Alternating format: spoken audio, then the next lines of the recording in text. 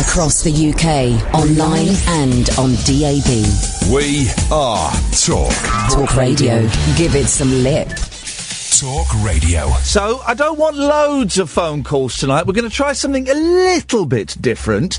It's a 3-hour show. All I want are 3 phone calls. I'll explain what's happening after the news.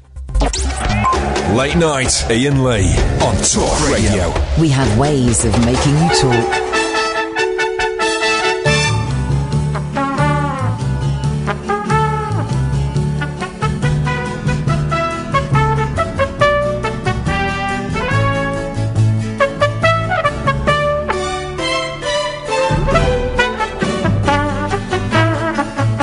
Good evening, dear listener. So, I thought we'd try something a little bit different.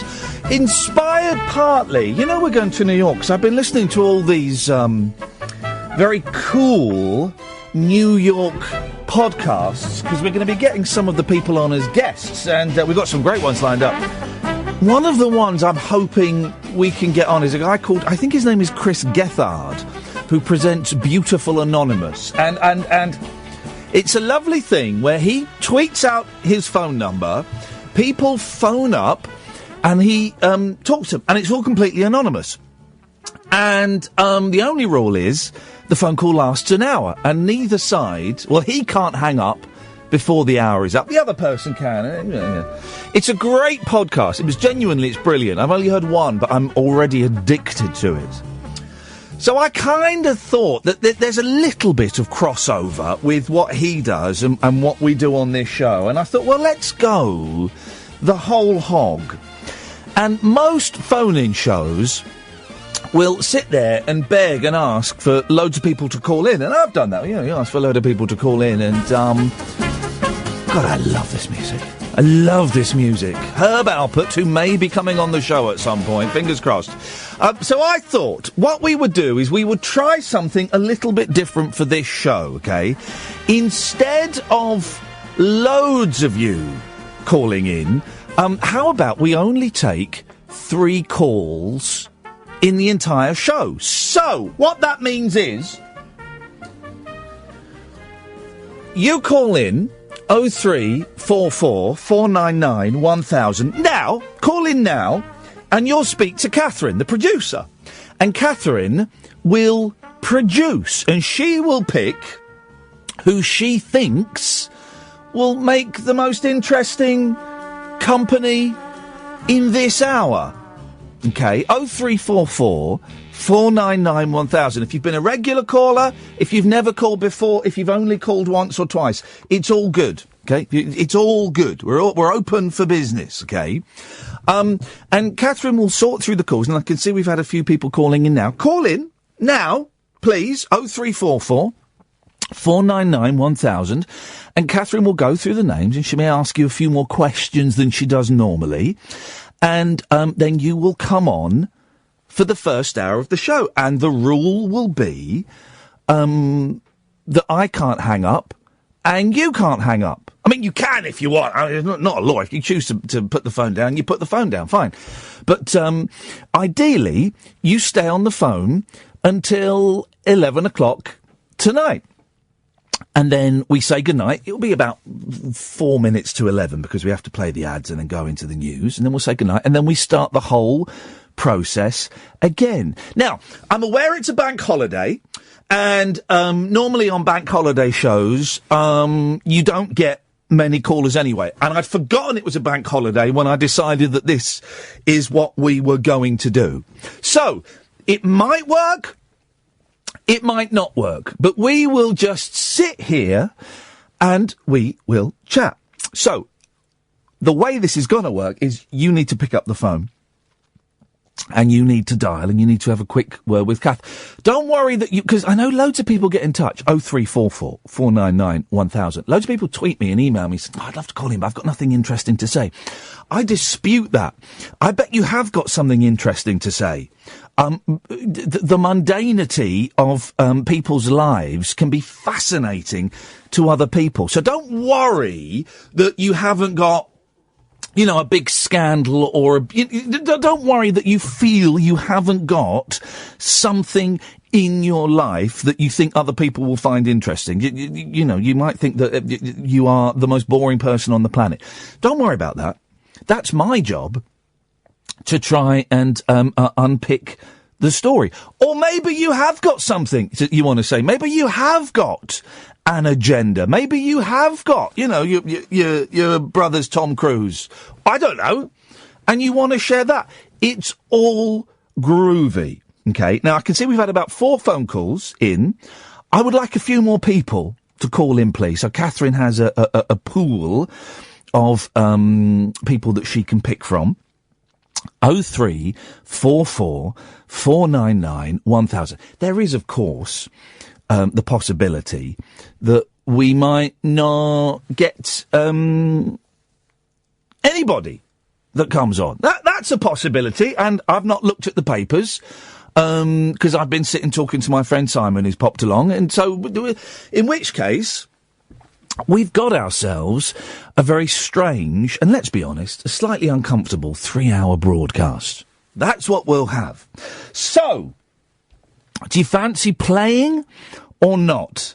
First hour of the show, all we need is one caller. One caller. That kind of piques Katherine's interest, that tickles her fancy. Now, if you phone up now and you don't get picked for this hour, you might get picked for 11 or you might get picked for 12, but I will, at the top of each hour, the beginning of each hour, I will be, now you're phoning in. Now you're phoning in. If the phone's ringing, just keep waiting, because Katherine is now, you've all decided to phone in now. Good. Well done. Let Katherine, get through to you. If you can hear it ringing now, she will get through to you. So just hang on the line a bit. But we will invite people to call in again at 11 and to call in again at 12. I can see we've got loads of people phoning in now. This is great. Katherine will have someone in the next few minutes. I am confident of it. The phone number, 0344 499 1000 is the telephone number. While I'm filling in, I guess this is cool, guys. And before we start, I should tell you that a young gentleman by the name of Matthew Stevenson has built a superb website which has got nearly all of the radio shows I've made, the podcasts I've made, and even the phone calls I made to radio stations when I was young, naive, and I'm gonna say it, probably high. They're all up online. I think it's iainleepodcasts.co.uk. I can't quite remember. I'm not totally sure, but if you follow me on Twitter at Iain Lee, I'll let you know. Right, what we're going to do is I am going to go to a break in a second, Katherine, and during that break I can see that she's had quite a few phone calls in, so I'm going to assume that she's got someone. She's given me the wink. So let's have a quick break, and then when we come back from the break, we're going to find out who it is we're talking to tonight. The wild man of late night radio is back. Iain Lee on Talk Radio. We have ways of making you talk. Don't call in. Evening, Reece. Hello. How you doing, man? You all right? I'm very well. How are you? Yeah, I'm all right, although I can feel my throat is getting a little bit tickly. I was relieved at the weekend because I thought recently I was going to lose my voice, and I didn't. But I can just feel it getting a little bit tickly. But maybe it's the air conditioning. So I've been exactly the same. I've been off ill today. Oh, really? Exactly the same thing. Yep. Now, when you say off ill today, because I always forget that bank holidays are coming up, so I never take a bank holiday off, and I don't quite know why you'd want to take a bank holiday off. But you'd be working today, would you? Yes, I am. Yes, I would have been. What do you do? I am an actor. Hey! Fantastic, man! Yes. I'm currently in Alice's Adventures Underground at the Vaults in Waterloo. Oh, no, hang on a minute. The Vaults in Waterloo. Just leave it there. That's fine, thank you. The Vaults in Waterloo. Now, I don't... Which is where a production of Hair is going on later on in the year. Oh, that's why it rings a bell. Why it rings a bell. I knew it okay, well, as regular listeners will know, I am obsessed with the musical Hair. I love it. Yep. So tell me about the Vaults then, the venue itself. How many does it seat? What's it like? This is an immersive show, so you come to Wonderland and you come all through Alice's Adventures, and you meet all the characters. You meet the White Rabbit, the Caterpillar, Tweedledum and Tweedledee. Yeah. There's puppetry, there's all sorts of magic, and it all culminates in a massive big finale. And every single person gets a different track. You all get different parts of a journey to fill. How long is this on for, Reece? It started. Well, we've had our open previews this week. We have our press night on the 25th, and it's until the end of September. And now, what part do you play? Because it's very rare for someone in the theatre to, as my mum pronounces it, the theatre, for someone to take a day off sick. Yes, well, actually, that was probably... I got a bit overexcited there. We weren't actually having shows today. I just had a day off. Oh, hang on! All sympathy goes out the window. So you didn't... Okay, you didn't rock up, but there was no show. Okay. Yeah, what part are you playing in it? So I play 5 different parts. I play the White Rabbit, which is in this massive, beautiful, big mask and this lovely suit.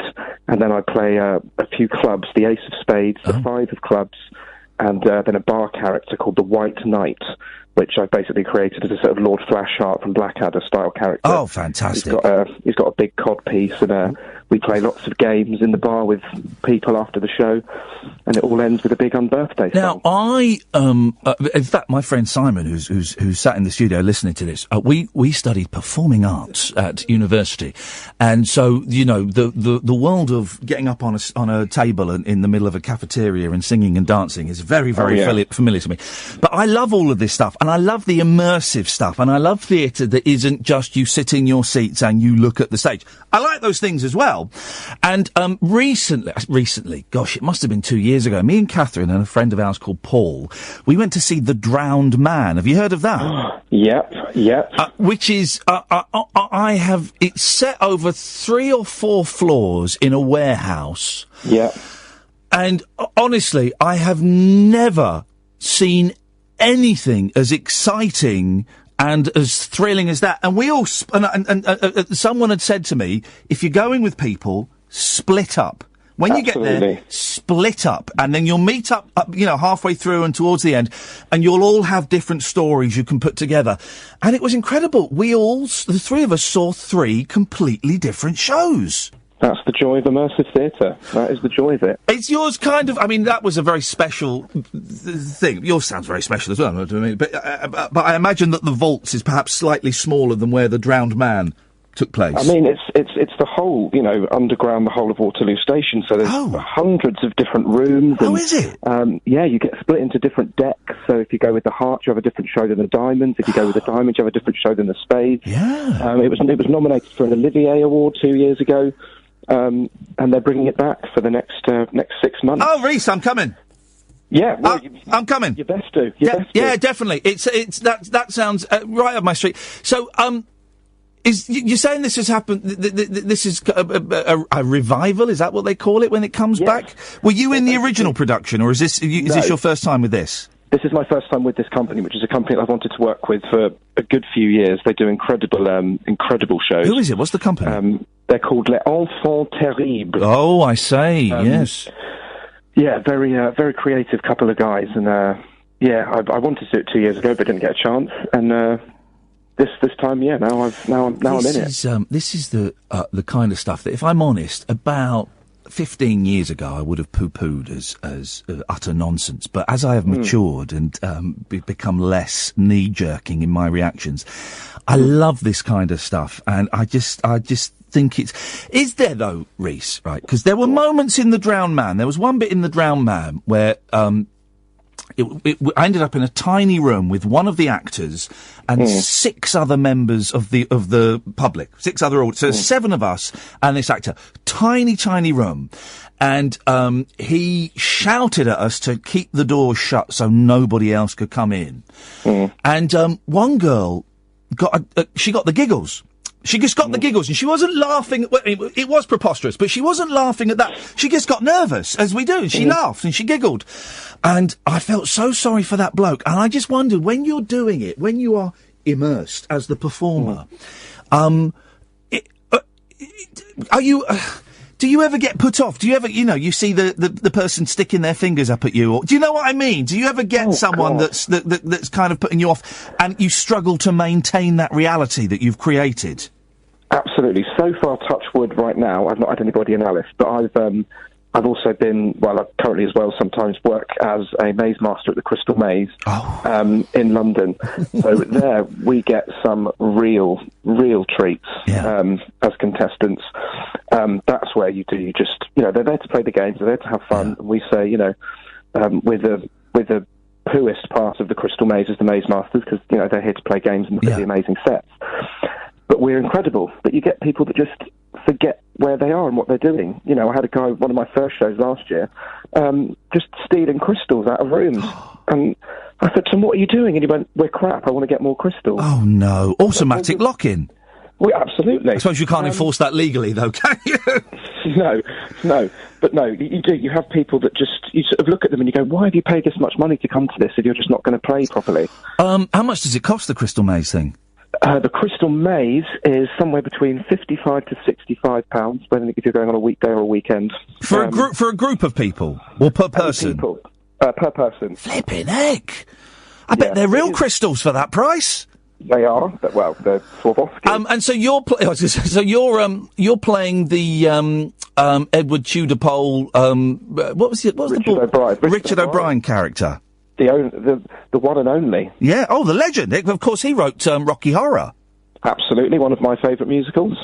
I was never that enamoured with Rocky Horror. I love the Time Warp. I think the Time Warp is brilliant, and I love Meatloaf's performance in the film.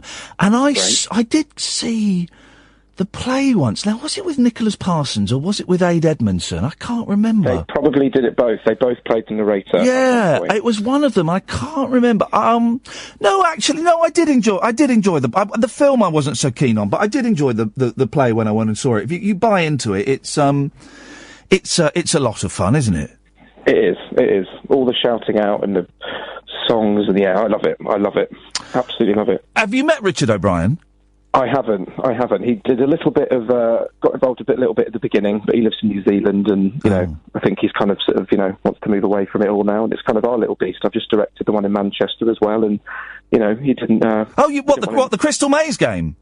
Yeah, the Crystal Maze in Manchester. It opened in Manchester, about a month ago. And that's, London's incredible. Manchester is a bigger beast now.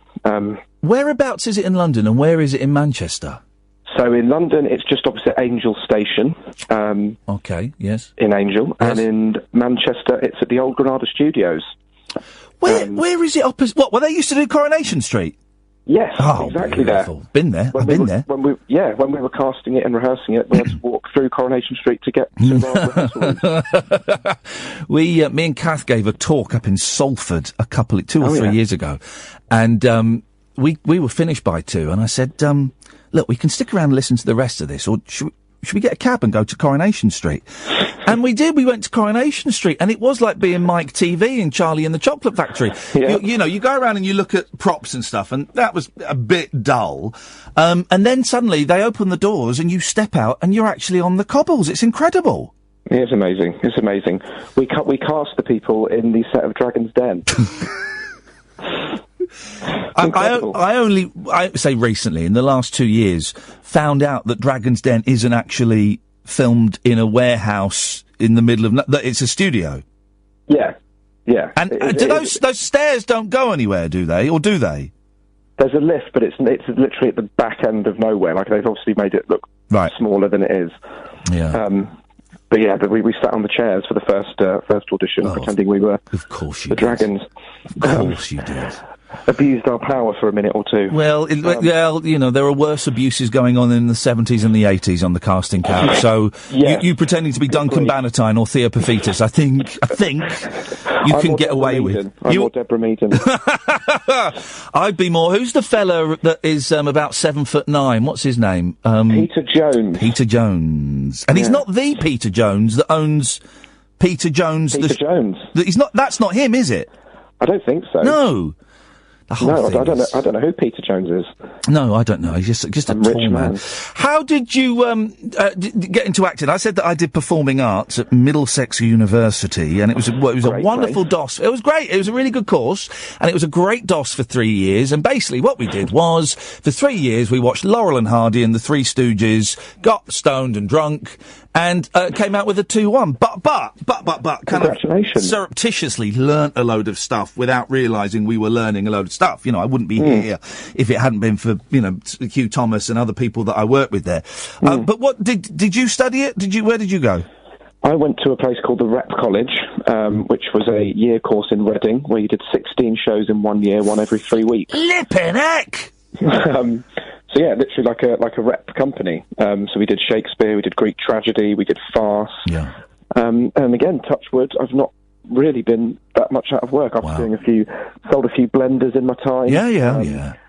Worked in a few tourist attractions like Thorpe Park and places like that. But yeah, I've done a lot of musicals and plays and all sorts. We've all done those gigs coming out of drama school where, leafleting, and I auditioned for things like MoMI, the Museum of the Moving Image, and I auditioned. I went there when I was about 12. I didn't get it, and I was gutted I didn't get it. I thought, well, I'll definitely get this, and I didn't, and I'm kind of glad I didn't, because it would have been hellish. But I've done those things, and loads of my peers did those things, and loads of my peers are still doing those jobs. You know, you do if you're.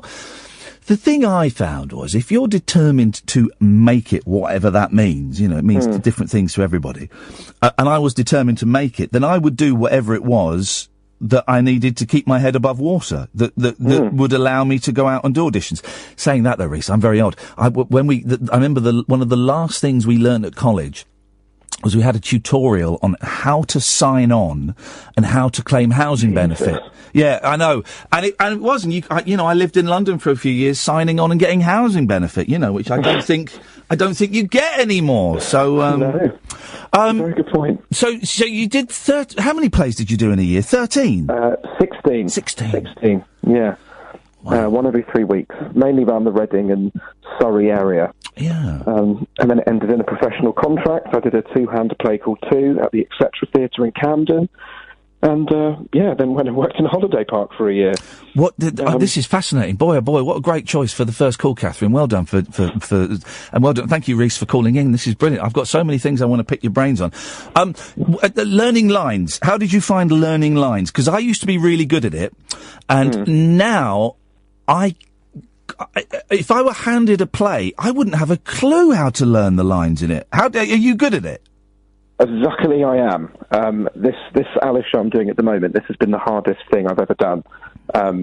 Just because there were so many different parts and so many lines and different strands of stories. So that was a real challenge. But normally, it's just time. It's just time. You just, commit to a character if you're playing a character. I did a play a few years ago that I really wanted to take to Edinburgh this year, which is a one-man play that was on at the Meniere Chocolate Factory that Kevin Bishop did. Oh, yeah. I know Kevin. Great guy. And then Jesse Tyler Ferguson, the ginger guy from Modern Family, he did it on Broadway that I saw this time last year. Yeah. And it's a play where you play one character, actor called Sam, who works in a reservation department of a busy New York restaurant. Yep. But not only do you play him, you play 40 other characters of all the people that call the restaurant, all the people that work in the restaurant. Yeah. I think I found out today that I've not got the right to do it in Edinburgh this year. But the reason I've called again, which I told Katherine initially, was that I might have a space for you in New York when you take the show. Oh, beautiful. I've asked my friend today, who all actors and producers and filmmakers and stuff. Yeah. And I've messaged them today to ask if they'd be interested in having you. So I called you today to just let you know that you've got someone that's got your back. Brilliant. And I can hopefully it'll be in their flat, 'cause I know you said you wanted people in their Reece, flat and that stuff. would be brilliant, because the New York. Thank you so much. The New York trip is all falling in. Something has gone wrong, because I've booked Kath's tickets in the wrong name. I've booked it under a kind of stage name as opposed to a real name. So she may not be going. Apart from that, everything else is. Why do they make it so difficult to change someone's name on a ticket when it's 2 months away? Why do they? I know. It's not. Anyway, everything else is falling into place, and we've got a couple of really good podcasts. Maeve Higgins is going to talk to us. Keith and the girl are going to talk to us.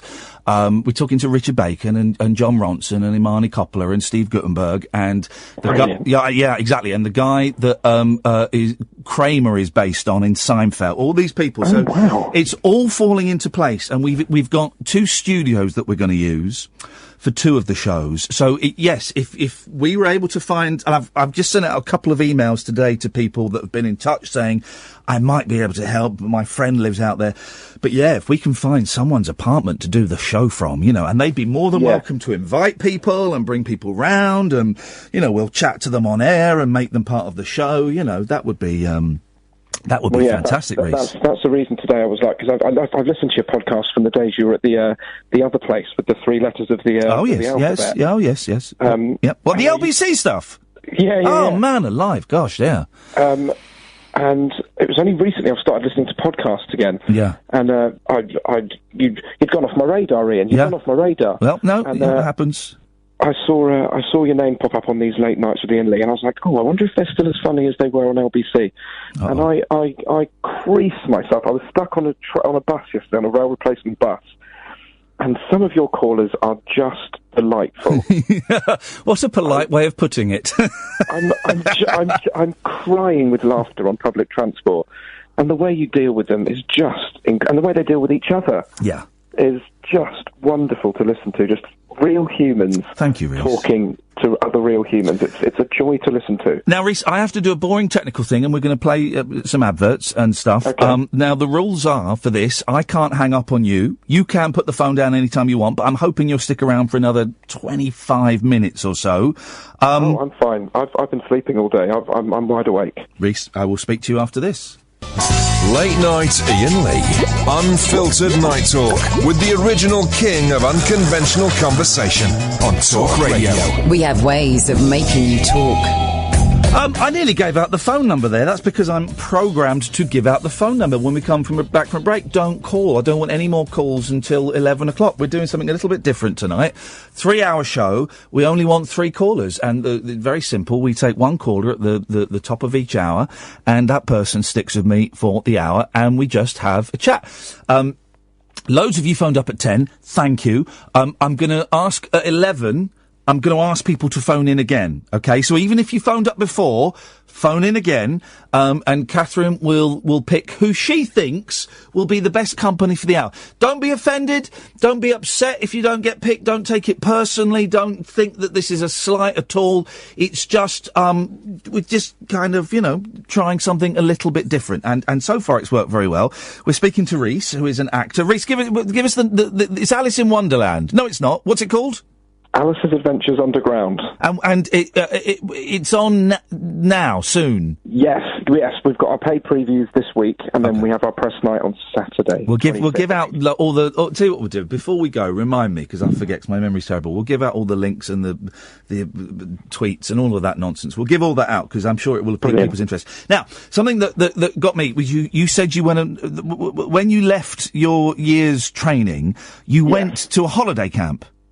Yes, I did. Were you like a blue coat type thing? Yes, but it wasn't as high profile as your Butlins or your Pontins or your Havens. It was just this lovely family-led place in mid Wales called Clarick Bay Holiday Village, Aberystwyth. Doesn't that sound nice? It was interesting. I was 20 years old. 20 years old, first job out of drama school. I just thought, get it out of the way. I called it my Shane Ritchie experience. Yeah.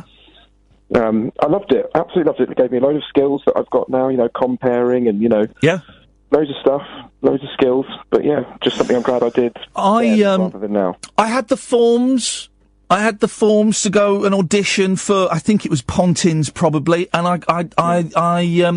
well, at the time, I think I felt I was too good for it. But looking back, I bottled it. I think it was a bottle job. It was, I can say, I don't want to do that. I'm too cool for that, man. But looking back, I just think 22, 23-year-old me, as I was when I left college, I just think, I couldn't have done that. I do remember, actually. I used to phone up adverts in the back of the stage. And in my second year, because I remember sitting in the flat and phoning this guy, there was an advert for a comedian. And I hadn't done comedy then, for a comedian at a holiday camp. And I phoned up this guy, And it was all very suspicious. A lot of the adverts in the stage in the 90s they were a lot of, predatory men, I think, generally. It was the thing. Yeah. This guy said, yeah, well, we're looking for someone to do, a bit of Mike Reed type material. Mike Reed, of course, was the guy from EastEnders, and he was also, it was a sort of a blue comic. And I went, yeah, I can do all that. And I went out and I bought a couple of Mike Reed videos. Yeah, terrific, all that, terrific. And I watched them, run around, and I watched them. And I was supposed to call the guy back, and I just thought, nah, I can't. I'm 20 years old. I can't do jokes about my mother-in-law and knickers on the washing line. I remember maybe he specifically said, jokes about knickers on the washing line and stuff like that. So I couldn't have done that. But you went and did it, did you? Yeah, and it was all, it was mainly production shows and things like that. And then all the day duties and, kids clubs and things like that. Living in a caravan.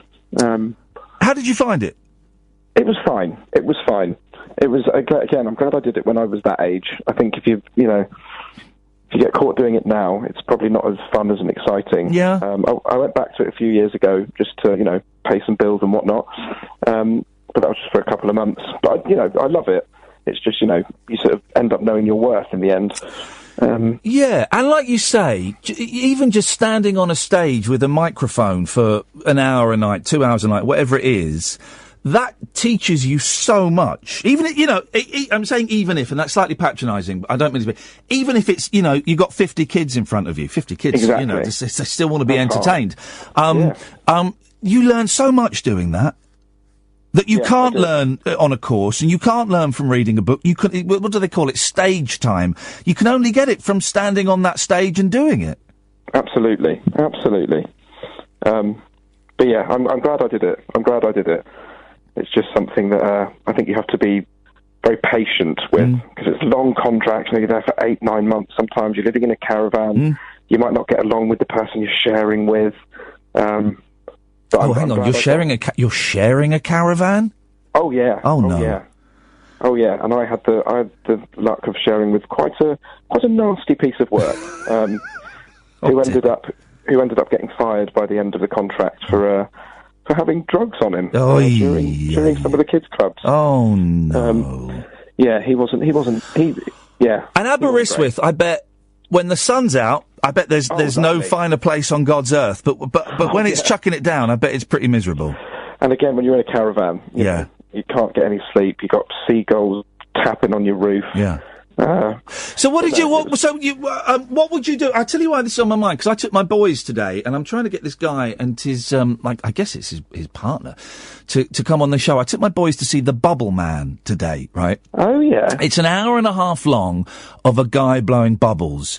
Now it was incredible. I mean, it was incredible. And not only was he incredible, the woman that was on stage with him doing the music was also amazing. She played an accordion and a flute, and she had one of those boxes, I don't know, they call it like an echo box or something, where you kind of tap it, and it records you making a sound, and then you tap it and it plays it back, and you sing over the top. Then you tap, and she just kept layering. So, while he was doing the bubbles, I was watching him, but then I was watching this woman, and the kids weren't really noticing her, but she was layering all this stuff on and singing these harmonies, and she was incredible. And I've asked them to come into the studio, and hopefully they will in June. Oh wow! But he entertained 200 kids and 100 adults with bubbles, and it was amazing. What did you do, Reece? And I've stood in front of kids with a microphone, and it's hard work. What did you do with the kids? How did you keep them entertained? Oh God, you just play stupid games. Yeah. Like you play the beam game. Have you ever played the beam game? What's the beam game? So you have you get all the kids up and you go, right, every time I say a bean, you've got to act up that bean. So you shout, run a bean, and then you get them all to run on the spot. Yes. You go Mexican bean, you get them to go, ay. Yes. You get to go, what were the other beans? There was all sorts of beans, and then if I was hang on, what was the Mexican bean? Well, it was, yeah. Oh, a little bit of casual racism. I like it. Yeah, tiny bit. I like it. I was saying, I was on the air. Yeah. Not just chatting to a friend. No. And if I was feeling a bit fruity, I'd, the parents were in the back, I'd say flick the bean. Oh my Reece! And you're saying it was your cabin mate that got the sack for outrageous behaviour? But,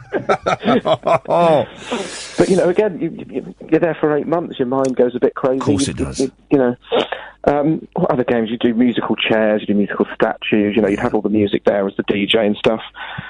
Football, drawing, you go onto the beach. The best games when they get too excited, of course, is let's see who can stay quietest the longest. Yep, Sleeping Lions. Yeah, beautiful. Sleeping Lions is great. Beautiful. And what did you do for the parents? Was it like a kind of cabaret event for the parents? So you do like songs from the shows, then you do like a country and western show. Wow. We did a swing night, and then you'd play all the sort of adult game show style stuff, like Mr. and Mrs. and first person to run into the audience and get me a bra wins a pint and stuff. Yeah, it sounds like one of my least favourite kinds of holidays, if I'm completely honest with you. But that sounds like something. And boy, oh boy, you're right. Doing that, you pick up so much stuff. Bras, absolutely. It would appear, but in terms of skills, the skills that you've got that you now don't have to think about if ever you're called upon to do them. Absolutely. I do a lot of immersive stuff. I've done a lot of secret cinema things, and I did Who Framed Roger Rabbit. I did Back to the Future. Yeah. I heard about the Back to the Future thing. Was that the one where they kind of made up the town? Yeah, we built the whole of Hill Valley. One of the people that we used to work with, Kath, went and saw that and said it was beset with difficulties at the start. There were a few technical problems, if I remember correctly, and they had to put it back. Yes, but for those who missed it and don't know what the secret cinema is, describe that one. So, secret cinema, you go, and a lot of the time you don't know what you're turning up for. Yeah. You just you get given information, told how to dress, you're given a character, a location, and you turn up. This one, Back to the Future, was the people knew they were coming, so they dress up and they turn up. And you walk through the Peabody farm, and there's a big car-shaped dent in the shed, and beautiful. You walk up the road, and there's a whole of Hill Valley, and then you enter it, and there's the whole Department of Social Services, which is the big screen. And 3 hours before the film, you're walking around Hill Valley, you're meeting all the inhabitants, you're meeting Marty, you're meeting Doc, and then the film starts, and all the big set pieces of the film happen live in front of you. Oh, wow. So we had the guy playing Doc coming down on a big wire to get beautiful. the thing. We had the DeLorean racing around Hill Valley, being followed by the Volkswagen. Him on the skateboard jumping over Biff's car. It was incredible, absolutely incredible. I did Doctor Strangelove this time last year, playing the president. We had the whole war room. Slightly different vibe to it, but very apt in these trying times. So exactly. And at the moment they're doing Moulin Rouge at the moment, secret cinema. So everybody turns up, and they do the whole film live. It looks incredible. They had Lin-Manuel Miranda come. They had Baz Luhrmann himself turned up and got involved. Incredible. Yeah, they've got an incredible following.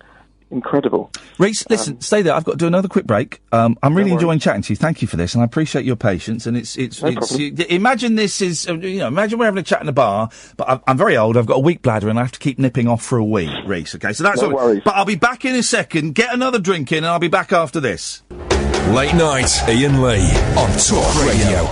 We have ways of making you talk. Right, we've probably got about 10 minutes left of this, and we're doing something a bit different. It's a bank holiday Monday, something slightly different, a little bit slower paced than usual. Don't call in until I ask you to call in. We're having 3 hours and one caller per hour, and Katherine is deciding who comes on, and she's picked an absolute doozy in the first hour with Reece. Now, my mind's just gone completely blank, Reece. I had a really pertinent... no, I know what it was. Your family. What did your family think when you said, I don't know, mum, dad, whoever, your responsible adults were, I want to be an actor? My dad still says to this day he's living vicariously through me. Wow. You couldn't ask for a more supportive pair of parents. Really? They've come and seen me in everything I've done. I've had my grandparents come all the way from Wales to come and see me do shows. Beautiful. They love it. They met themselves doing Amdram years ago. My dad now sells wine around the world, and my mum's a nurse. Say that again. Your dad did what around the world? He sells wine. Around the world. Does he really? Yeah. Wow. But they did the old amateur dramatics. Yeah, they met doing Amdram. What do you know? What play it was they were doing? they were doing some sort of panto when they first met at the London Welsh Hall somewhere in Ruislip. The London Welsh Hall? What is the Royal... Oh, I can't remember now. Okay. But, yeah, and my dad was in a band called The Monty.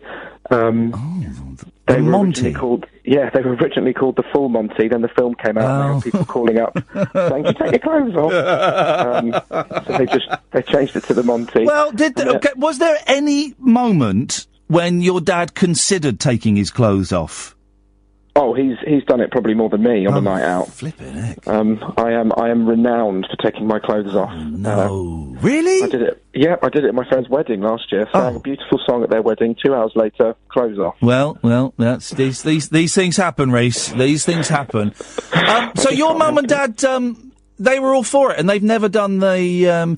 I think it's a bit of a cliche. The parents, you'll never make a living out of that, because my mum was.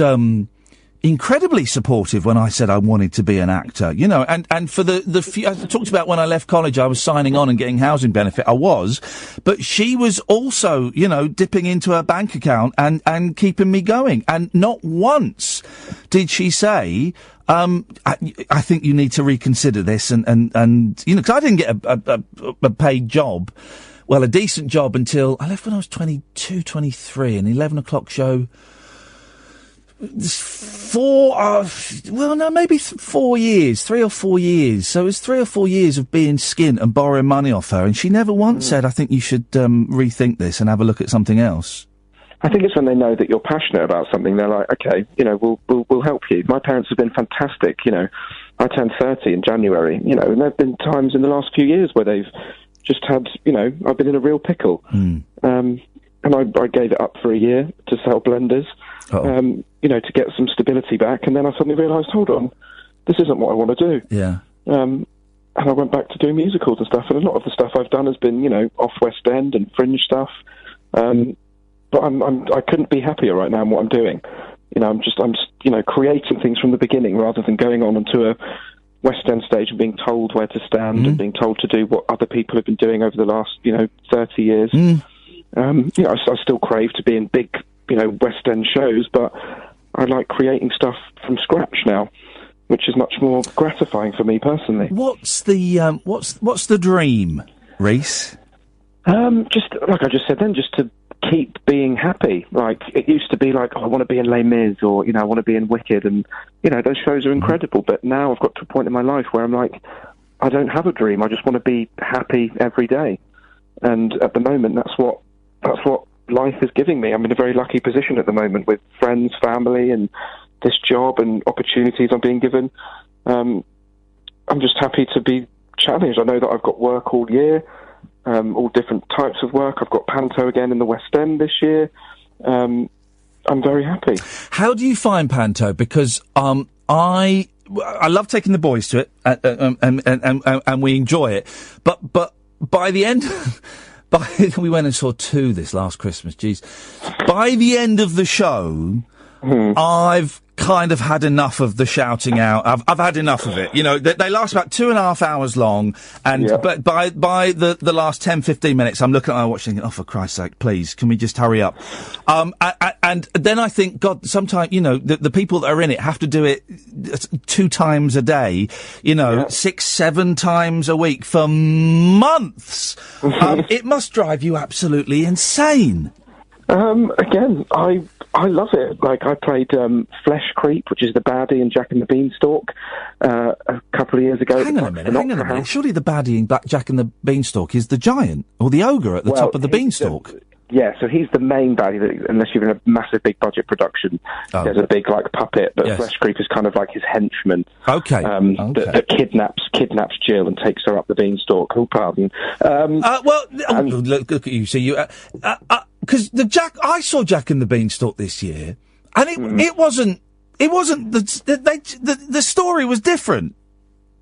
What do you mean? Well, because in the actual Jack and the Beanstalk, A, Jack isn't going out with Jill, and B, Jill doesn't get, his girlfriend doesn't get taken up the beanstalk. Ooh, missus. He goes up and he steals 2 things before he steals the chicken, the golden goose. Yeah. But that doesn't happen in the pantomime. No, so in the pantomime, you know, he's in love with Jill, who's probably some sort of princess. He's trying to impress the princess, so he goes up and tries to... No, yeah, she gets kidnapped. Oh. So he has to go up and save her, and whilst they're up there, they're like, oh, we can solve all the problems. Yeah. But I had to, funnily enough, my song in that year was The Time Warp from Rocky Horror. Oh, there you go, you see. But the last 2 years, which is probably what you wouldn't take your children to, I've been in London's #1 adult pantomime at the Leicester Square Theatre, playing Dick in Dick, which is... How did you get that part? Don't answer that question. Which has been fantastic. Which is so different. How bearing in mind, you know, we're on the radio, how adult is it? It's pretty adult. It's pretty, there were lots of, you know, sex toys involved. Like, you know, it's not gratuitous, you know, everyone keeps their clothes on, but it's just the script, and, you know, it's the story of Dick Whittington, but I'm called Dick. I've got a massive big cod piece. We've got Alice fits again, nicely. It's the second time you've done that, and exactly. I've winced both times. Where's he going? Oh, cod piece. Okay. Alice fits nicely. Was my love interest. There we go. Who else was there? Queen Runt. Yes. Fairy Bellend. And on that note, the reason why I like doing this show and why I liked doing TV was you did it. I do tonight's show. If it works, it works. If it doesn't work, it doesn't work. And that's it. Tomorrow will be completely different. The thing that really worried me, that if I were to ever get a job in the West End, which is what I was auditioning for, you know, or plays when I left college, was the repetition. Was doing the same thing over and over for 3 months, 6 months, a year. But you're all right with that. You've got your head around that. Yeah, love it. Again, like, to be honest, there's nothing really else I'm any good at. So, you know, I've found something that I'm good at. I best stick at it, otherwise it'll all fall apart. Well. And I love auditions, you know. No, really? Yeah, to me they're just free singing lessons or free acting lessons. Yeah, I love it. That's an unusual attitude and a bombshell to throw in the last 2 minutes that we've got together. I hate auditions, and I've still go for them occasionally, you know, for like ads and stuff. And oh, it's awful. Particularly if it's, you know, you're doing it down a video camera. For ads and TV, I imagine it's slightly different, but it's a video camera, and it's just one person saying, right, if you can just... I find them terrifying. Yeah, TV ones and ad ones are horrible, because you're normally getting made to do stupid things over and over again. Yes. But the ones for musicals are a little bit, it's loads of you singing in a room with numbers stuck on your chest, is it? Yeah, and you just get to sing. Like, I love singing. I absolutely love singing. So any chance I've got to sing, I'll just sing. Yeah. And if it's in front of people who you're, you know, trying to impress, all the better. And I've had some terrible auditions in my time. Terrible. You just sing completely out of key, forget the words. Yeah. But you just leave the room and go, well, I messed up. Wow. God, do you know what I'm really glad about, Ian? I've not had you telling me that I've had a yellow card. No, yellow card, no, not yet. No, not yet. There's still a minute. Very close. Listen, close a couple of times. We only got a minute left. Get the plug in for the show that's on at the moment. Give us the name and tell us where we can go and get tickets and stuff. Okay, you just need to Google Alice's Adventures Underground. It's at the Vaults at London Waterloo. We're still in our paid previews from tomorrow, and we're on until the end of September 2017. Come and join us in Wonderland. I will hopefully see you there at some point, Reece. And listen, keep in touch and let us know if your friends in New York are interested in doing something with us. That would be awesome. And thank you so much for the last hour or so. I've really enjoyed it. Well, you know, listen to all your podcasts and couldn't have dreamed for a better first-time call. Nice one, man. Thank you, Reece. Take care, mate. Take care, buddy. Bye-bye. What a nice gentleman. I enjoyed that a lot. We're going to have a little break. Don't call in for a bit. After the news at 11, I'll ask you to call in and I'll just set out the stall once again and remind you of the rules, and hopefully we'll get someone completely different. Late Nights with Iain Lee on Talk Radio. Talk Radio. Okay, start calling now. Another hour. We want another caller, please. 0344 499 1000. You'll have a quick chat with Kath and she'll take your details and she may or may not give you a call back. Late Nights with Iain Lee on Talk Radio. Late Night, Iain Lee on Talk Radio. We have ways of making you talk.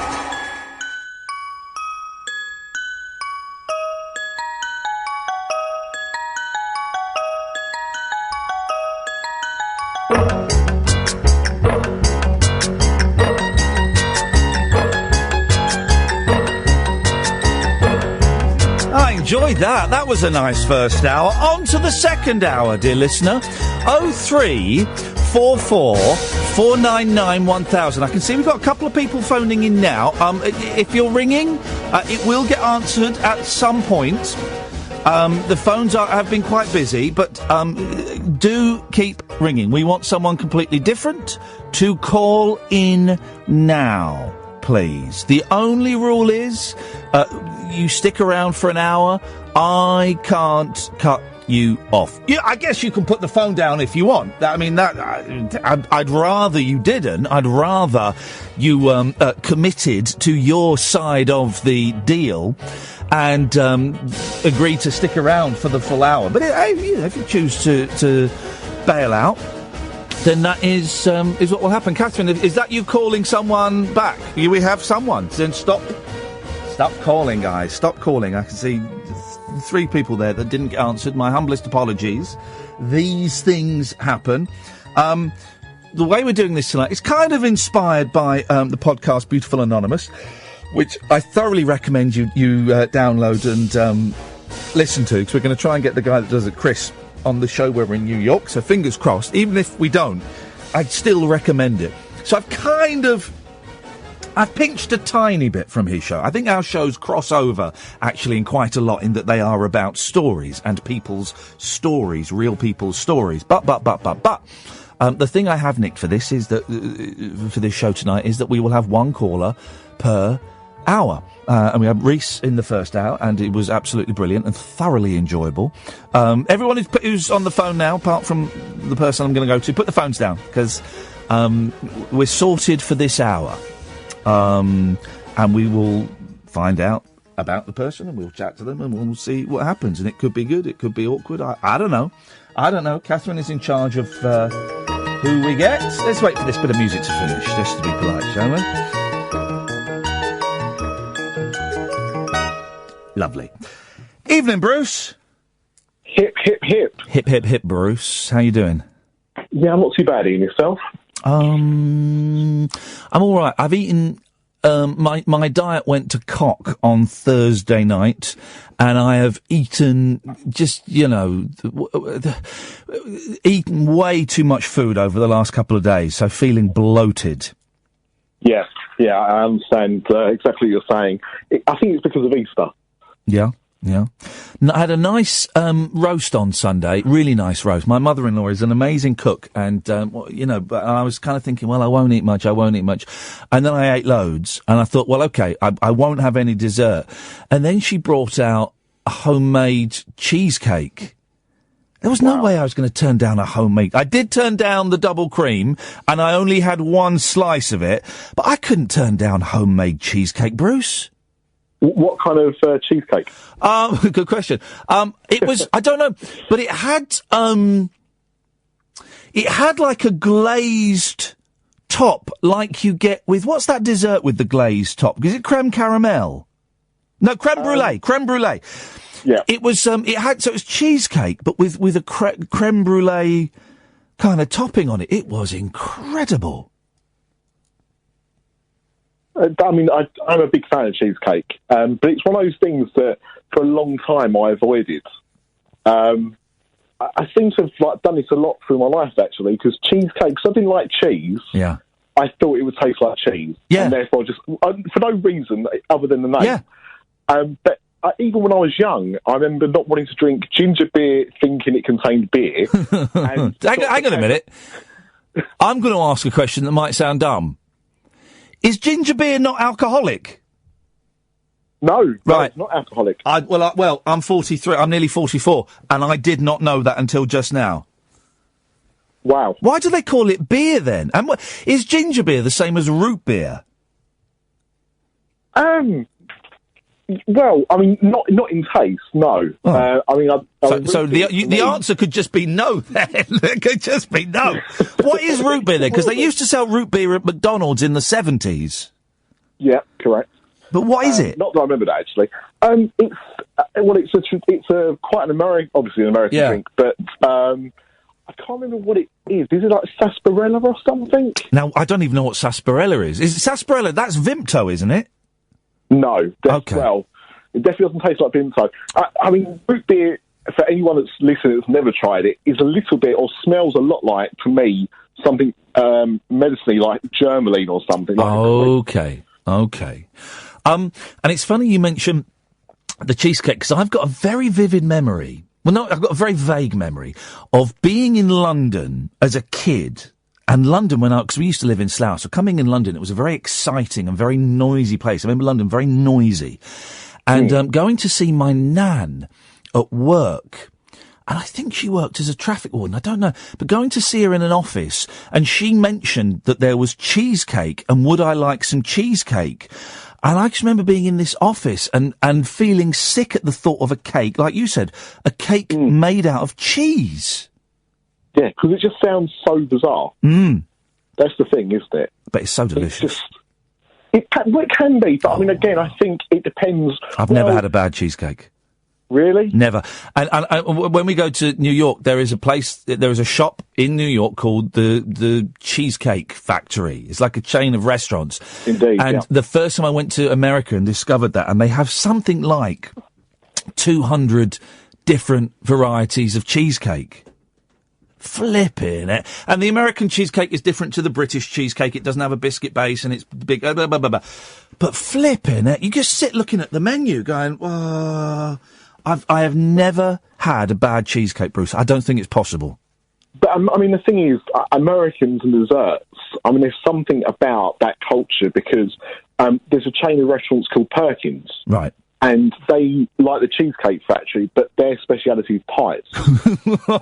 Perkins pies, really? So, yeah, so you know, you have coconut pie, key lime pie, banoffee pie, you know, all these kind of things. And, like, you sit there and you think, where do you even start? Wow. Or, of course, the International House of Pancakes. Yeah. Or IHOP. Yeah. You know, again, same thing. How many combinations of pancakes can you have? Well, it turns out a whole restaurant. Well, I remember the first time I went to America, it was with New York. It was to New York with my girlfriend at the time, Tessa, and I surprised her and I said we were going to go somewhere in Europe, and then we rocked up and I'd just got a job on TV, so I had a bit of cash, and I'd surprise her by going to New York. I remember going to a diner and having breakfast there, and they brought me something. I said, oh, no, I think you've brought me the wrong thing, because it was this plate piled with food. Just, you know, it was absolutely piled with food. And they said, well, that's what you ordered, honey. And it was, I've never seen so much food on a breakfast plate. It was incredible. And we went and had, pizza, later on, and we ordered 2 pizzas. And the guy said, you sure you want 2 pizzas? We went, yeah. He said, why don't I just bring you one? I said, come on, man, we're really hungry, 2 pizzas. And bless him, he came back and he said, I've only brought you 1 pizza. If you want the second one, just ask. And the pizza was the size of a wagon wheel. And I don't mean the chocolate biscuit. I mean an actual wagon wheel. It was incredible.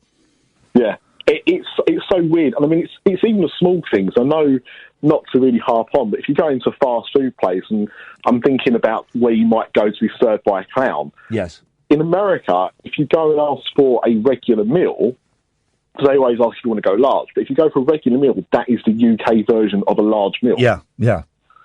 So everything, so even those kind of differences, when you go to America, you start to kind of discover these things. Now you asked how I was doing, Bruce. And I'm all right. I let me give you a little recap. I sank terribly the end of last week. I got terribly kind of Thursday night. And Friday night, I was in a terrible state. I got very, very depressed. And Friday night, I was thinking, I'm going to jack this job in. I can't do this. And blah, blah, blah, blah, blah. You know, the voices in the head were giving it large. And I've kind of had an all right couple of days in the took the kids to see the Bubble Show today, and I took the kids to the cinema on Saturday. We had a movie day on Saturday. We watched a film, then we went to the pictures, then we watched another film, because they were shattered after the Easter break. What did we do Sunday? We went somewhere. We went, it was Easter, and we went out and Easter egg hunt and all of that stuff. So I've kind of picked up a bit. Thursday and Friday I was lousy, and I wanted to, you know, jump off a bridge and quit my job and all of that stuff. Today, yeah, you know, I'm all right. How are you doing? Well, it's funny, because, I mean, I don't know if you noticed or cared, I've not called in for a while.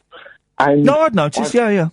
And I've kind of been a bit up and down myself, and this is a completely new thing to me. I've never, I'm 34 this year, and I've never really suffered from these kind of things until the last year or so. And some of it's kind of work-related, but then it kind of spills out into other things. So actually the reason for tuning in tonight was because I know that you sometimes suffer with those things. I thought I wanted to check in with you. So it just so kind of worked out. But just to kind of go back a little bit, if you don't mind. You go wherever you want, boss. I'm a big movie fan myself, and I've actually just recently bought myself... my local cinema does one of these passes. You can go and see as many films as you want. Oh, yeah, okay.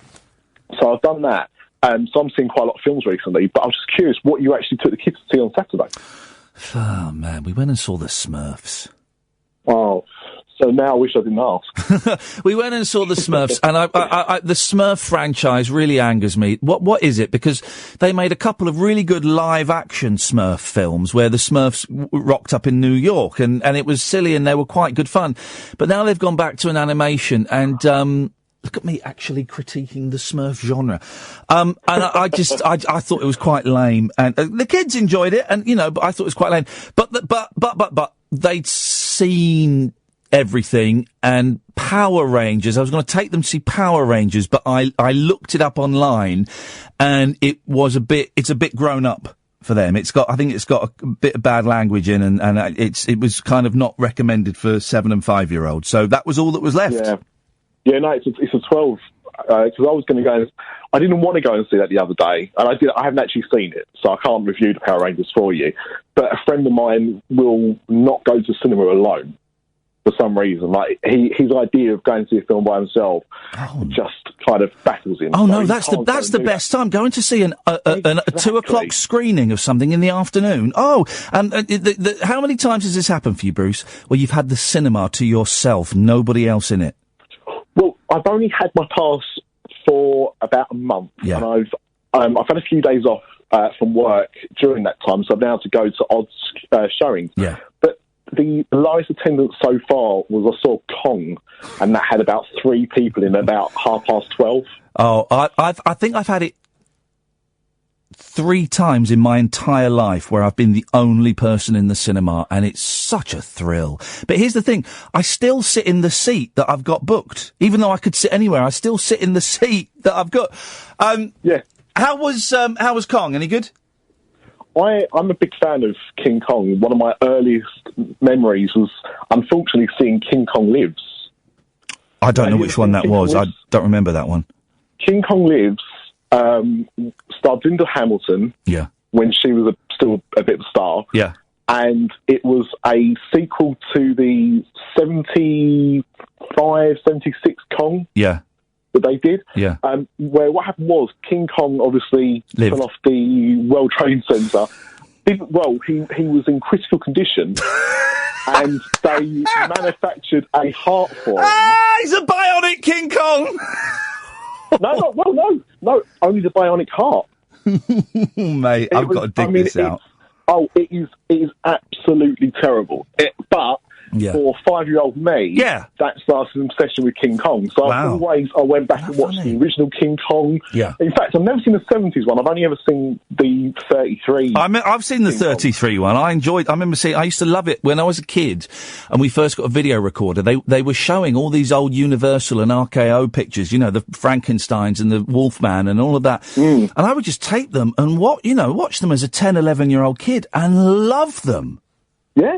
Well, I mean, when I started, so that King Kong was, love for me was like late 80s or so. And not long after that, I then discovered Channel 4 was showing these late-night Japanese films. Oh, yeah, they're great. Must have been a Friday or Saturday thing. And it was all like the Godzilla films. Yeah. It all says, Godzilla versus King Kong. I was like, and so like you, I would like get my parents to record those for me so I could watch those at a social hour. But anyway, digress.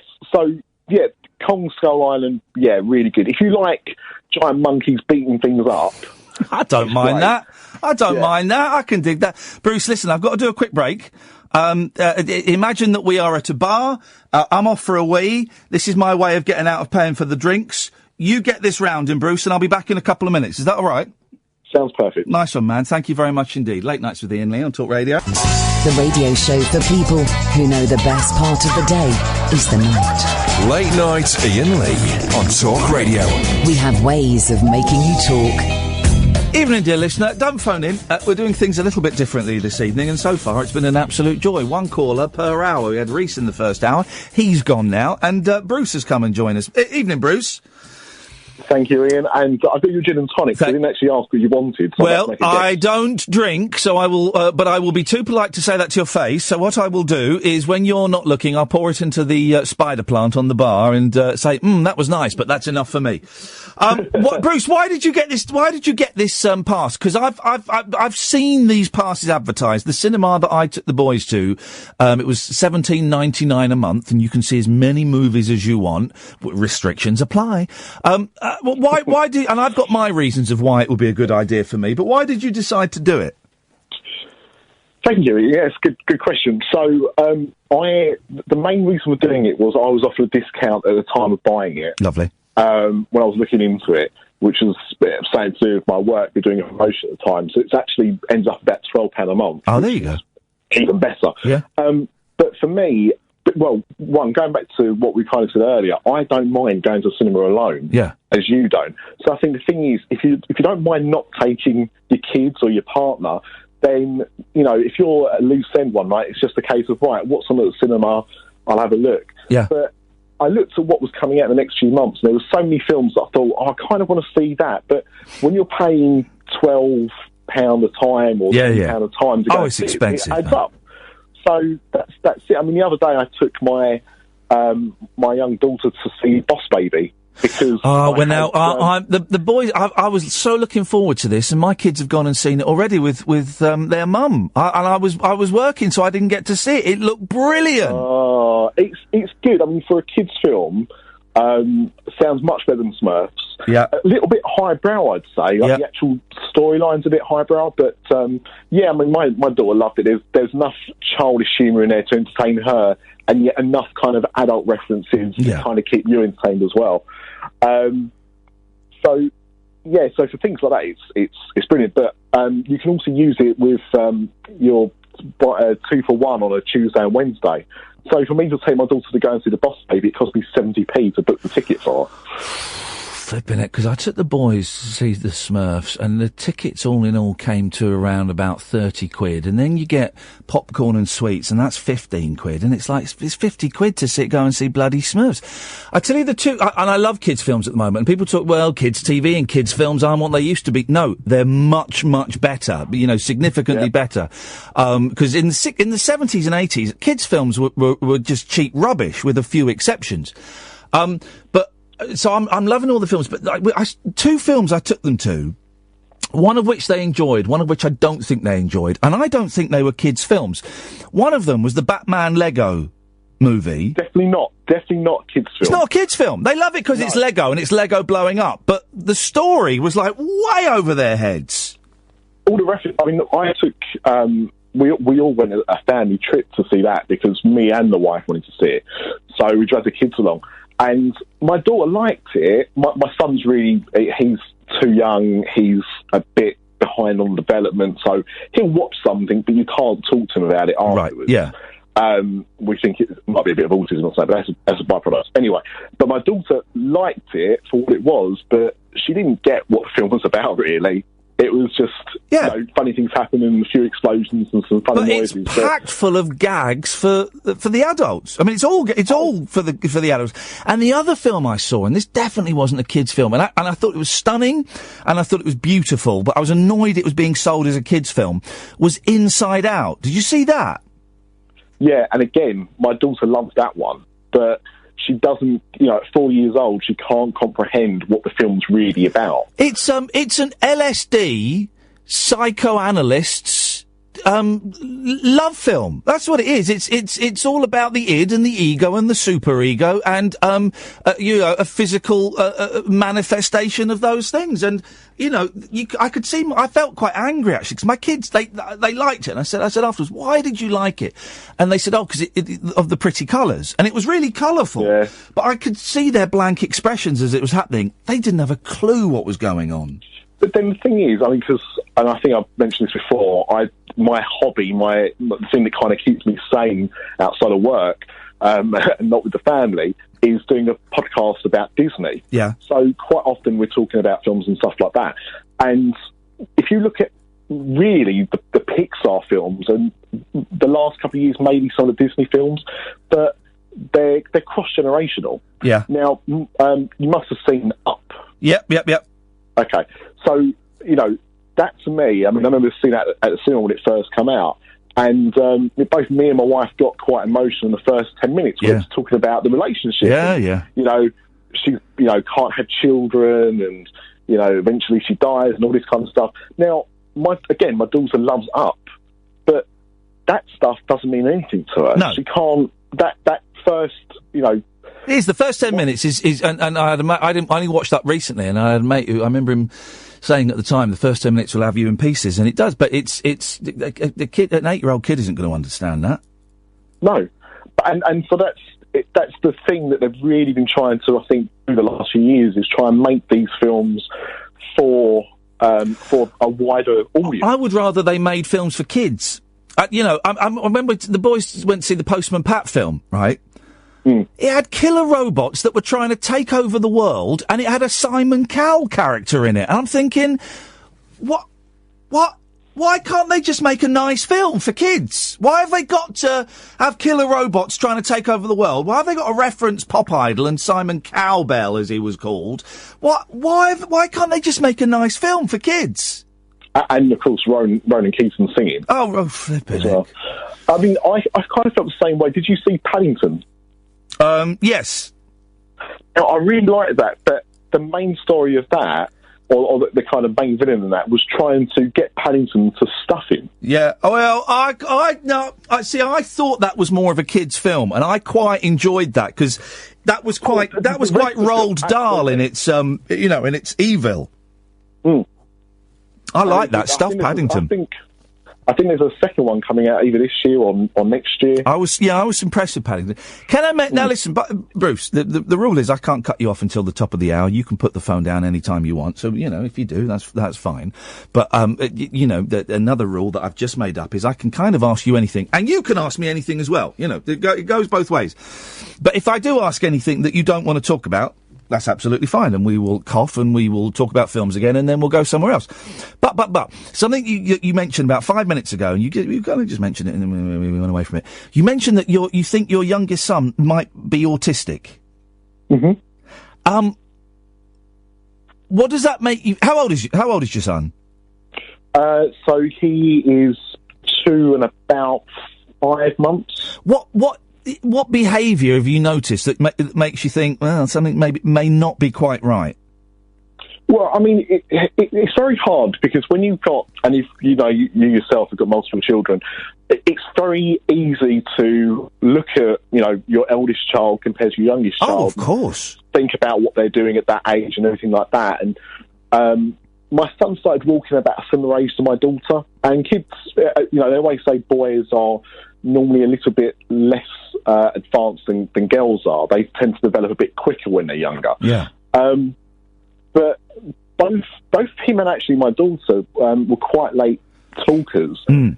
But he's still, at this age, he's still not really saying anything.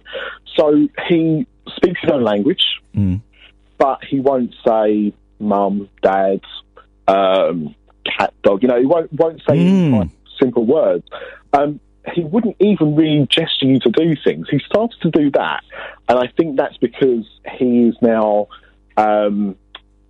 seeing people that are helping him. At the age of, I think below the age of 3, they won't actually diagnose it as anything. Right. Which is why we're kind of assuming that's what it could be. Yeah. But it's the things that he does. So, when he was about 1.5 maybe, he started bouncing. Now, what I mean by that is he'll stand on the sofa and he will, when he gets very excited, he'll just bounce up and down. Right. And at first it was very cute, and it's still very cute now. But that seems to be how he expressed himself when he likes something or when he's excited about something. And he also flaps his arms. when he gets really excited, he flaps his arms incredibly fast. And he laughs and smiles, but he finds it hard, I think, to show affection as well. So, to me, until actually the last few days, when for some reason he started to kind of warm to me after all this time, but he will constantly cling on to his mum or his grandmother. But to me, not you. Not at all.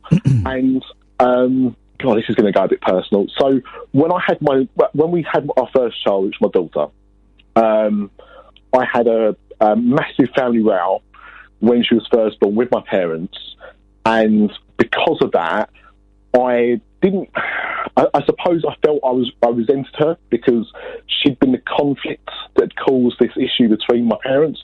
But what it meant was that I didn't bond with her when I should have done.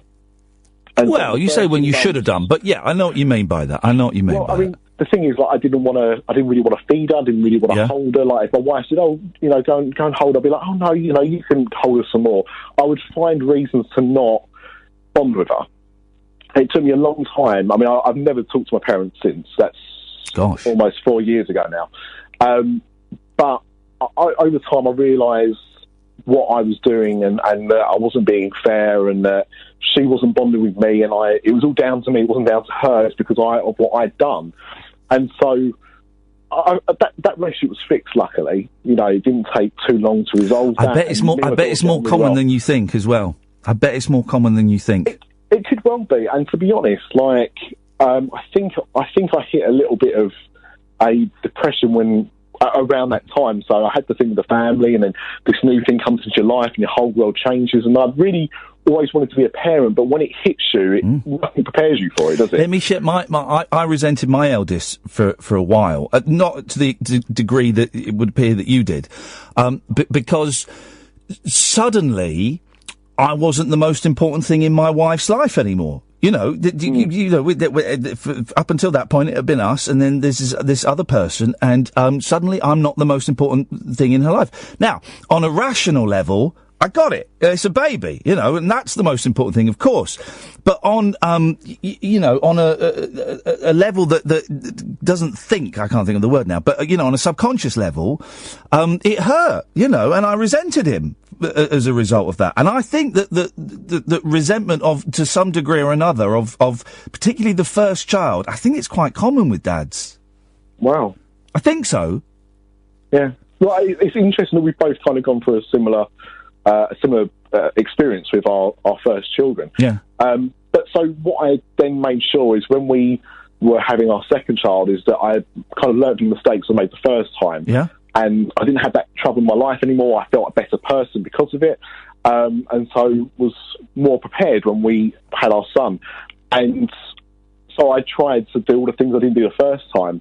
So I really tried to bond with him, did all the things that I should have done the first time round, and yet it's only just starting to develop now that he will come to me for things. Now, my wife goes to work of a weekend, so I'm with the kids all day on a Saturday.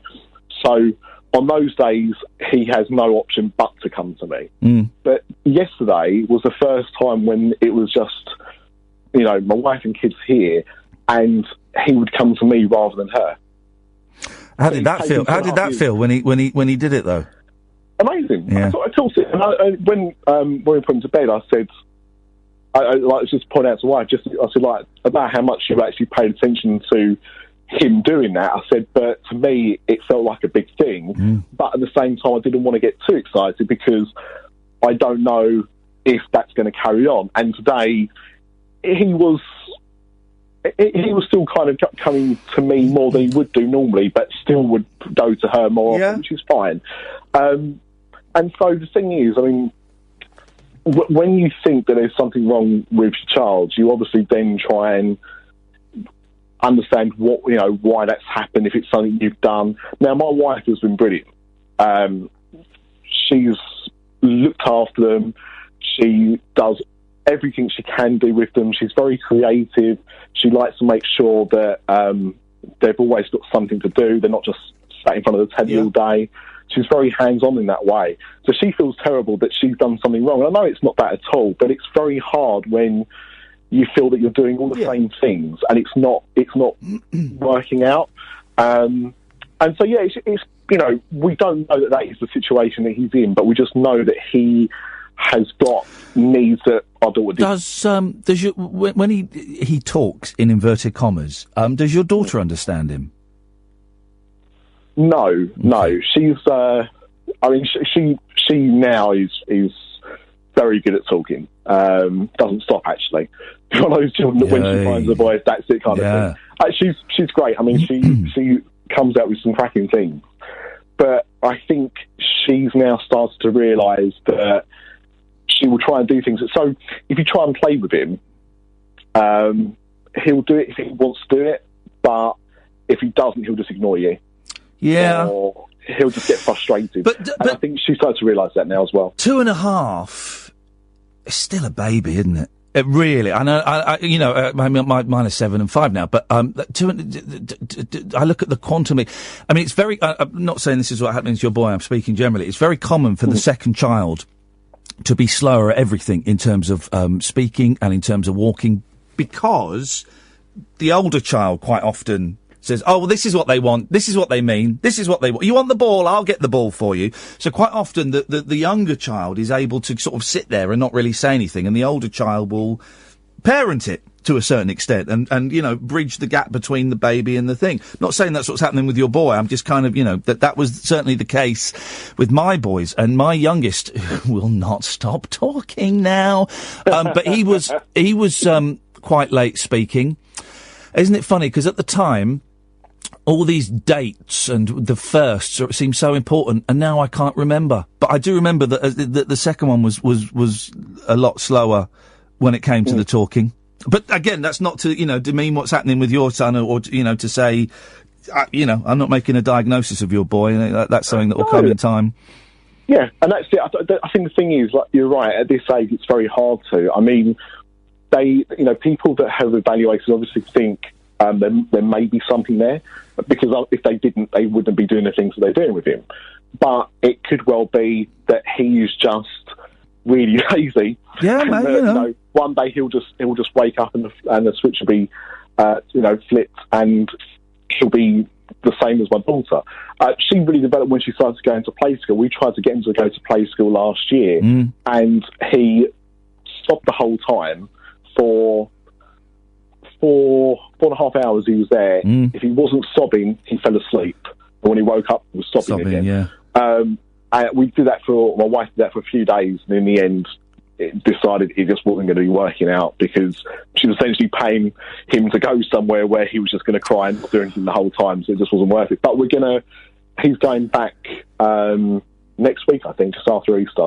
So we're going to try and do that with him again. Now he's a few months older, and see how he goes then. We did the thing did that, she developed. Yeah, the thing, my eldest, he was, when we took him to nursery, the youngest didn't go for some reason, but the eldest, and the first 2 weeks were a nightmare, and we had to stay there, around the corner, and we'd drop him off, and he'd cry, and we'd sit for it as long as the staff could take it, and they'd say, could you just come in and see him? And so we'd do that, and he was very nervous and very shy. But now, it's just suddenly he's developed this inner confidence, and for the first time the other day, we're in a restaurant, and normally when, if it's me and the two boys, if one wants to go to the toilet, everyone goes to the toilet, okay? And the youngest wanted to go to the loo, and I said, right, come on everybody, and my eldest said, oh no, I'll wait here. What? He said, yeah, no, I'll wait here. I said, you're going to be okay sat here on your own? He went, yeah, I'll be fine. I said, really? And we went, and I came back, and he was sat there on his own, and he likes going off and doing these little missions on his own now, and going off and paying for stuff. Bruce, I have to take another break. When we come back, there's a question I really want to ask you, but I've got a feeling you might tell me to jog on. But would you mind if I asked it when we came back? Absolutely. All right, we'll come back after this. Unmissable late night radio with the original king of unconventional conversation. Make contact with Iain. Late night Iain Lee on Talk Radio. We'll get you talking. Bruce, I'm just going to ask the question, and you can tell me to jog on. What happened with your parents? Oh yeah, that's absolutely fine. I was going to ask me if my name was actually Bruce. No. Why did you fall out with your parents? Very long time coming, I think, is the easiest way of saying it. But I had a very weird relationship with my parents. So when I was obviously growing up, I think my dad was. I think it was down to how they were both brought up, if I'm honest. Yeah. But that could just be giving them an excuse. I don't know. But they were very old-fashioned in the way they did things. And my dad in particular would be one of these people that would do everything for other people. So if somebody had a problem with their guttering, he'd be like, oh, it's okay, I'll come around at the weekend. Right. Now, my dad worked a full-time job. He wasn't a handyman, but that's what he would do. So the weekends, I wouldn't see him. Or if I did see him, it would be to do things around the house. So he would never get anyone in to do building work, anything like that. He'd all be done himself. Yeah. What that did to me was it meant that, if I wanted to go to the park, if I wanted to go and ride a bike or learn to ride a bike, the first person I would ask would be my dad. And there would always be an excuse as to not why he could do that. So I think over time I just kind of resented things. But as I got older, we were different people, completely different people. Like, I did not see the world in the same way that they saw the world. And as I kind of got older and got a bit of confidence in myself, I wanted to do different things. I was never unruly. I never did drugs. I never went out drinking and staying out all night without letting anyone know where I was. I was always quite, I thought, good in that respect. But they always kind of made me feel, I suppose, a bit belittling to me, actually, how they made me feel. Now, I've got a brother as well. My brother's 5 years younger, and we are completely different people. He's a genius, but he's got no common sense. I've got common sense. I'm not much of a genius. Yeah. And there was a 5-year gap, so there were times when, I was, when I was 15, he was 10, I wanted to start going out and doing things with friends. He wanted to sit at home, and, as we got older, that kind of relationship drifted apart a bit as well. But one of the key things in this story is that I knew myself that I was getting told things about my brother that was then making me resent him in how he was behaving to my parents. Right. So my brother went off to university. This was a good one. He didn't speak to them, or he didn't return their calls for a while, and so they got me to contact him on their behalf. Oh, blimey. And what that did, of course, was that then got him to resent me because he was sick of them and he wanted his space and felt that they were smothering him, even though he was down in Bristol and we lived near London. Yeah. And so that further put a wedge between us. Now, fast forward a few years to whereabouts this argument happened. My brother's getting married. I used to speak to my parents every day, especially my dad, and every day it'd be, oh, you'll never guess what your brother's done, or you'll never guess what your sister-in-law's done. And it'd be all these things that would just make me feel anger towards them. So your brother or your parents were telling you your brother or your future sister-in-law or sister-in-law were doing stupid stuff, and that got you angry that they were being stupid and selfish? Upsetting my parents. Right, yeah. Now, for whatever reason, I always did this thing that although I kind of resented them, I always defended them as well. I had that kind of protective element. So if I'm hearing that my brother's upsetting them or my sister-in-law's upsetting them, I'm defending them. And I'm like, well, this, I don't really want to get involved, but, I can't believe he's doing this. I don't want to get involved, but here's my view on it, yes. But the thing is, I wouldn't talk to him about it. That's the thing. Yeah. So all this stuff would kind of be building up. So fast forward to the day my daughter was born. We didn't know she was being born that day. We knew that we was going to be taken in to be induced that day, and my parents were halfway up the country visiting friends. She was born emergency C-section. Everything was luckily fine in the end. And I was really excited for my parents to come back and meet our daughter when we got out of hospital. 2 days later, we get out of hospital. My mother-in-law, my sister-in-law, who I really get on well with my mother-in-law, unusually, that they had driven us home because my wife obviously couldn't drive and I didn't drive. And we had a dog.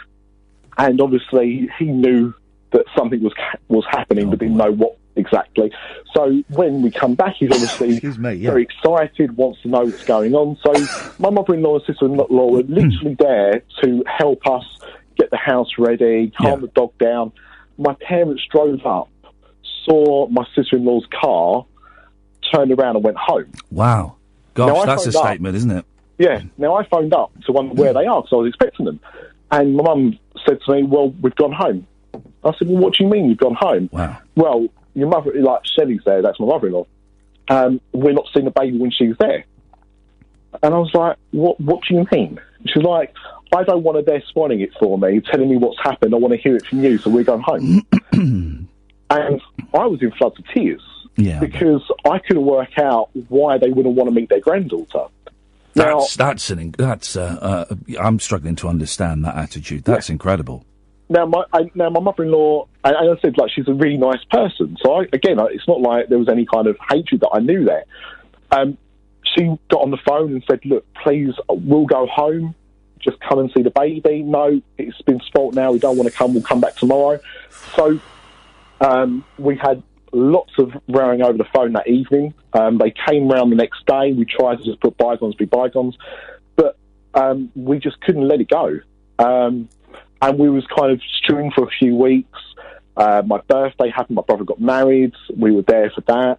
My mum then started telling people that my wife was crazy because she wouldn't let anyone hold the baby at the wedding. She was 6 weeks old, which actually wasn't true because my aunts and uncles and they all had time with the baby. Even if it were true, it's completely understandable that a new mum or new parents don't want anyone to hold. That's understandable and that's acceptable. If a new parent doesn't want to pass their baby around, that's fine. That's their decision. That's not crazy. She wasn't a hot potato, but anyway. And so they went away for a couple of weeks. We had another row. I spoke to my brother. He come round with his sister-in-law. We then talked about things that we'd heard. It then turned out that whilst my parents were bad-mouthing my brother to me, they were bad-mouthing me to my brother. And, all of a sudden, it's like, well, hang on a second. So we don't get on that well because of this, and you don't like us because of that. And, of course, we resolved that. So now me and my brother are extremely close. We got home. So my parents got back from the holiday. We went there. Sorry, I'm getting tongue-tied now. No, go on. I can understand why. We went round to see them without the baby. We just wanted to see them as adults and try and get all this sorted out. A lot of stuff, a lot of years of anger came out from both sides. Yeah. Basically, the evening ended when my mum pulled out a chicken fillet from her bra. Because she'd had an operation where she had to lose a breast. Yeah. Hit my wife in the face with it. Wowzers. So we said, we're not having this anymore. That's it, we're done. Why did she choose the chicken fillet? Was that, that's, that's an unusual choice of weapon. Was she making a point about the operation, or? Kind of. So what happened was, my wife was really upset having an emergency C-section because she felt that she had kind of failed our daughter. And my mother basically turned around to her and said, grow up, stop being stupid, it was only an operation. Right. And that's what kind of led to that. Oh, man. My mum then turned around and said, you should be lucky I didn't have a knife in my hand. Jeez. So we left never to see them again. I got a phone call and some letters around Christmas about trying to meet up with her to try and sort things out. I didn't want to, but I did. I met up with her in a pub. Yeah, well done. I spoke to my brother and said, do you know what this is about? And he said, no, I don't think she wants to resolve anything. I said, okay. And what she just wanted to make sure was that I was going to pay her the money that we'd borrowed about 3-4 years before when we moved out. Now, at this point as well, I've been paying this back for years, never not paying it, direct debit, hadn't stopped it even when we stopped talking. So there was no reason for her to do that. She just wanted to make a point. So once I realised that's all she wanted out of me, I went home, got a loan, put myself in debt, which I didn't really want to do, but I did, just to pay them off and said, see you later. And that was it. And every now and again, I might get the odd snarky email from them, but that's really it. But how long ago was that? How long ago was that last time you saw her? So that was Christmas 2013. Oh, man alive. That's... And, I mean, it's got to the point where... So, the other thing as well is, what's kind of come out is there was a lot of members of my family, like my aunts and uncles, that I lost touch with. And the reason why was because they had also had similar rows, not including being hit in the face with chicken fillets, but with my mum. And there's this common denominator whenever I talk to these people that she would do these things. And I'd always heard her side of the story for things, of course. and never the whole picture. Yeah. So now I've done all this work, and luckily I've now kind of rekindled a lot of those bridges with my family. So, well, that's good that you've made peace with your brother and peace with other bits of your family. Listen, I don't want to psychoanalyse your mum on the show in 5 minutes, but she doesn't sound well. That's not well behaviour. I mean, mentally unwell behaviour. Yeah, she is crazy without being diagnosed crazy, and that's probably the easiest way of putting it. I don't think they diagnose people. I'm going to mark you down as crazy, but I get your point. Yeah, clinically insane, but yeah, and she has this habit of warping situations to make her look better. What was interesting though, when this all happened, is I turned around to anyone, any friends, any family, and said, look, this is a situation that's happened. This is our side of things. You can hear their side of things. If you want to talk to them, we've got no problem with that at all, because we're adults here. We're not going to make people choose. She actually asked people not to speak to us ever again. And some people did that, and have never returned a call, never returned an email or anything like that. Most of the people that are quite open and know what mum's like are still talking to us. So, yeah, it's been a funny few years, but I don't feel bad for it, because in myself I feel a much stronger person. I feel that I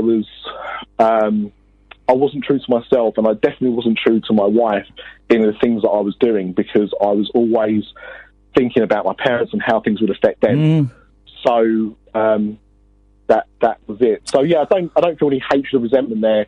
It's a shame it took as long as it did, but I don't feel bad the situation happened. Bruce, we've got 2 minutes. I've got one more question for you. What's the next film you're going to go and see? Well, I saw Fast and Furious 8 the other day. I've never seen a Fast and Furious film. I've never seen one. It's just them driving, isn't it? No. Oh. Don't watch the first 4. Start at 5. That's when The Rock comes in. That's when they get good. Fast and Furious 5. Okay. That's it. Fast 5 onwards. If we've got 2 minutes, I'm sorry that I might have brought the tone down after the first excellent caller. No, mate. It was great, by the way. You never brought the tone down at all. But if anyone does want to hear me talk any more, I do have a Disney podcast called Diz After Dark. Hang on, say that again. A Disney podcast, which is called Diz After Dark. Diz After Dark. And it's an adult Disney podcast. So we drink beer. We don't swear too often, but it's aimed more at adults that are into Disney. And if people put in Diz After Dark in iTunes, or where they normally get their podcasts, it'll pop up, will it? It will indeed. And some of the people I did a podcast with are listening at this moment, I know. Okay. So if I didn't mention that, then they would kill me. But the next film you're going to go and see is Fast and Furious 8. No. The next film I'm going to go and see is probably Guardians of the Galaxy Volume 2. Oh, look, in the last 20 seconds, you've said something controversial. I couldn't sit through the first one. I thought it was awful. Oh, Ian. Honestly, I gave it half an hour. I thought, nah, life's too short for this. Bruce, let's not fall out. I've really enjoyed your company for the last hour, mate. Thank you so much, and it's good to hear your voice again. Thank you. Cheers, my dears. Ta-ta. I enjoyed that. What's that buzz? Is it me buzzing? Well, something's buzzing. We'll find out what's buzzing. Now will be a good time to call. I thought it was him that was buzzing. 0344 499 1000. We need one more caller for the last hour of the show. Late Nights with Iain Lee on Talk Radio. Talk Radio. I'm enjoying this a lot. One more hour to go. One more caller to go. 0344 499 1000 is the telephone number. You'll speak to Katherine, and we might be speaking to you after the news. Late Night, Iain Lee on Talk Radio. We have ways of making you talk.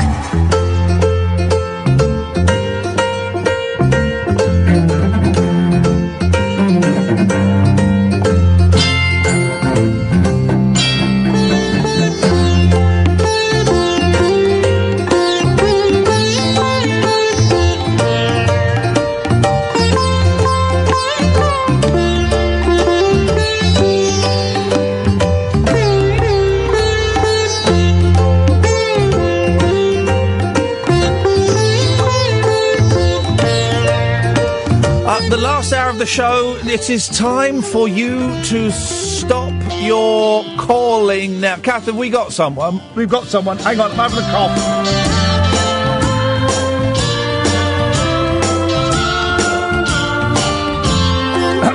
I'm having a cough, don't worry. It's brought a tear to my eye. Don't call. We've got someone. No, don't call. Put your phone. But why the phone's gone bonkers now? Put your phones down, guys. Unless you're the person who's going to do this. Well, I've thoroughly enjoyed myself this evening so far. I hope you have as well. We're trying something a bit different, inspired in part by the beautiful Anonymous podcast, and credit where it's due. We're hoping to get Chris, that does that podcast, on this show when we're in New York. And even if we don't, I thoroughly recommend it. Some people we have got lined up. Maeve Higgins, who does a brilliant podcast. Keith and the Girl. I'm going to go on their podcast. I'm going to be on a New York podcast. I'm very excited. Very excited. And loads of other people. We'll talk about that a bit more tomorrow. Hey, got a great phone-in for you tomorrow as well. Brilliant actors in rubbish films. I watched 9 Lives at the weekend. Christopher Walken casts a spell on Kevin Spacey and turns him into a cat. I'm just watching it thinking, guys, how much dollar did you get for this? I mean, Spacey doesn't make too many films these days. He's a wonderful actor, but wowzers. Anyway, that's for tomorrow. Tonight, it's 3 hours. It's 3 calls. That's all we want. And we've got Sam. Evening, Sam. Hi. Sam, are you one of those people that... Because now we've gone to midnight, now we're officially Tuesday. Are you one of those people that would start saying good morning now, or would you still say good evening? Good evening. I don't think it's a morning until you've had a sleep. Yeah, that's what I think. I'm up half the night, so to me it's still the night. Why are you up half the night? Well, I've got 2 daughters with disabilities, so they're usually up off and on, so I'm usually up with them. Sam, are you on speakerphone or a hands-free or something? No, I'm not. Your phone's rubbish. You've got a rubbish phone then, Sam. Don't worry. 7. we will... I had to make...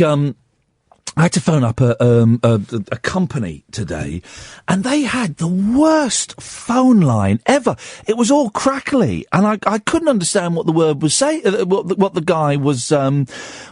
And I did the thing where I knocked the phone on the table, and it worked for a second, but then it went back to being all crackly. It was terrible. Do you want me to ring back off a different phone? No, it's fine. We'll be absolutely fine with this. If it gets a bit foggy, we'll see. But I think it sounds fine. So hang on. So you say you've got 2 daughters with disabilities. How old are your daughters? They are 5 and 18 months. 5 and 18 months. Wow. That is. Those are fun ages. Those are fun ages. What disabilities do they have? They've got autism. Okay. And when did you realise that they were autistic? When my eldest was 18 months, we just realised that she didn't meet any of her milestones, and she was very much in a world of her own. Right. So you could enter the room and she wouldn't even acknowledge anyone. It was very strange. Yeah. And then the health sister referred her. And since then, she's started doing all the usual autistic things, repetitive things, all the sensory things. So she's in special needs school. Right. So she's quite severe. Yeah. And then with my youngest, we started noticing from 12 months because we knew what to look for. And she didn't meet any of her milestones. She didn't sit up properly till she was about 16 months. Wow. She was just falling over. Yeah. So it was very interesting, but hard. Yeah. So, yeah. How, because, my boys are now healthy and well, but you never know what's around the corner. But my youngest had terrible problems with his kidney and his bladder. They were wired up wrong, so he got very, very ill. And his kidney and his bladder, and they had to do operations, and this was all at, I think, just under 18 months, actually. And, whenever they're seeing him in hospital, they had to have an operation, and it was all, it was very, very worrying, and they're fine and stuff. But, kids of that age, anyway, I think under the age of 5, are... no, let me rephrase that. Kids are always going to be a massive worry to a parent. They're always a huge worry to a parent. And I just wondered how it felt... What question am I trying to ask? How does it feel, I guess, is what I'm trying to ask. How does it feel as a mum, with two girls who have got autism? I think it's a bit of a mixed emotion for me because my past is quite complicated in regards to children. So, what does that mean, if you don't mind me asking? No, that's fine. My first daughter was stillborn at full term. Oh, Sam. So, yeah, it was 6 years ago. It's been hard, but we've got through it. And we had our second daughter, my 5-year-old, 11 months later. So, for me, it was just the fact that she was alive.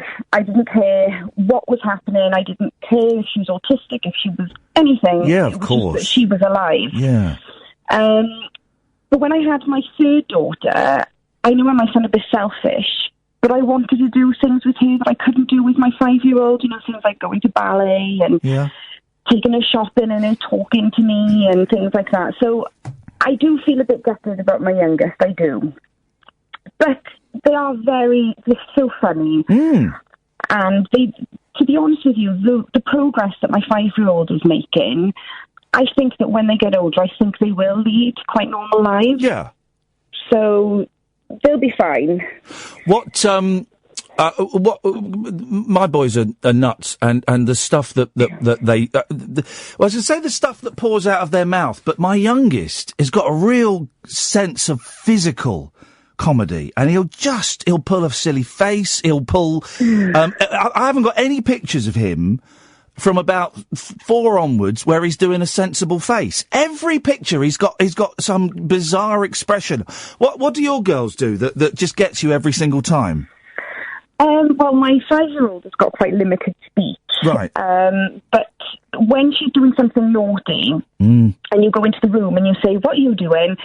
she'll say, "Bye-bye, mummy, bye-bye, never mind." It might not sound funny to everyone, but because she's got limited speech, when she says things like that, and she's got a new thing now. She keeps on saying, "I don't want to be older." Oh. I don't know where she found it from, but she keeps on saying, "I don't want to be older, I don't want to be older." Wow. She's just quite... God, isn't that prescient? Because most kids, they want to be older. I want to be older so I can do this. I want to be older so I can drive. But she's right. She doesn't want to be older. It's all downhill from 5. I know. I wish I was young again, but yeah, she doesn't want to be older. And I think... some children, well, most children, they learn social graces. So with my son, who's my eldest child, he's 9, I'm constantly saying to him, you shouldn't say things like that. In the future, be a bit more sensitive, or it's how you bring children up, I suppose. But with my 5-year-old, she doesn't understand social graces or cues, so everything that comes from her is just straight. Yeah. She just doesn't get it, and she will in time. But she'll go to the front of clues, because to her, why should she wait? Oh, exactly. She's just funny. She is. They are, having kids it changes everything. You mentioned your boy. Did you say he was 9? 9, yeah. And how is he doing? Is he all right? Yeah, he's absolutely fine. He hasn't got autism then. So and how does he cope with his sisters? How does he get on with them? Oh, well, it's been really difficult for him, I think, because I had to come home from the hospital 6 years ago and explain to a 4-year-old that his sister wasn't coming home with me. Oh, man. So, yeah, it was really tough. And then he had to watch me sort of going through the next pregnancy. I was really anxious, and, you did have to go through a lot. And I suppose with the 2 children, he did say to me the other day, "Oh, Mum, I wish I had a normal sister." Which I let him say because, he needs to get things out of his system. He's very good with them. He is. He's very kind with them. He helps them. But there are times when I look at him and I think, I wish you could just be more of a child. Because he's got to deal with some things, if they're screaming or they're both still, well, my eldest is still in nappies. I know my youngest would be anyway. But my eldest is still in nappies, so when we're changing her and things, he's very sensitive and he's very, very good. But It's a real honest thing to say. I wish my sister was normal. Now, we as adults would perhaps kind of flinch at that sort of language, but what an honest thing for him to say. And I guess, in a way, it's a testament to you as a parent that he can say that, because kids quite often, they suck all this stuff up and they kind of hide it. So for him to be so honest with you is, you're doing something right. Thank you. That's really kind. No, I think so. I'm always saying to my boys, you can talk to me about anything, and I would prefer the truth. Right? And for him to say that is that's a really human thing. And I think quite often, my mum's ill, and I wish I had a normal mum. I wish that, because I don't have a mum, I have to look after my mum, and. I get what he's saying, and I think you should be very proud that you've brought him up honestly, that he can be honest enough to say that to you. Yeah, I do. I've always said, and I've said to my husband, that, if he were to get into trouble when he gets to his teens, there's lots of different things that can happen. There's drugs, there's, lots of different things that can happen to any child. And I always say, I want him to be honest with me. Even, I don't want him to feel that he's in trouble. I prefer him to be open and honest with me. So we've been quite open and honest with him. So it's a mutual thing. And he's very open. He'll tell me how he feels, and he's funny in his own way, but he's good. He is good. I'm very proud of him. Sam, listen, I'm going to take a quick break. I am going to ask Katherine just to see if we can call you back again, because I can hear what you're saying, but it's just the last couple of minutes it's gone a bit wobbly, and I just want to make sure. Is that all right?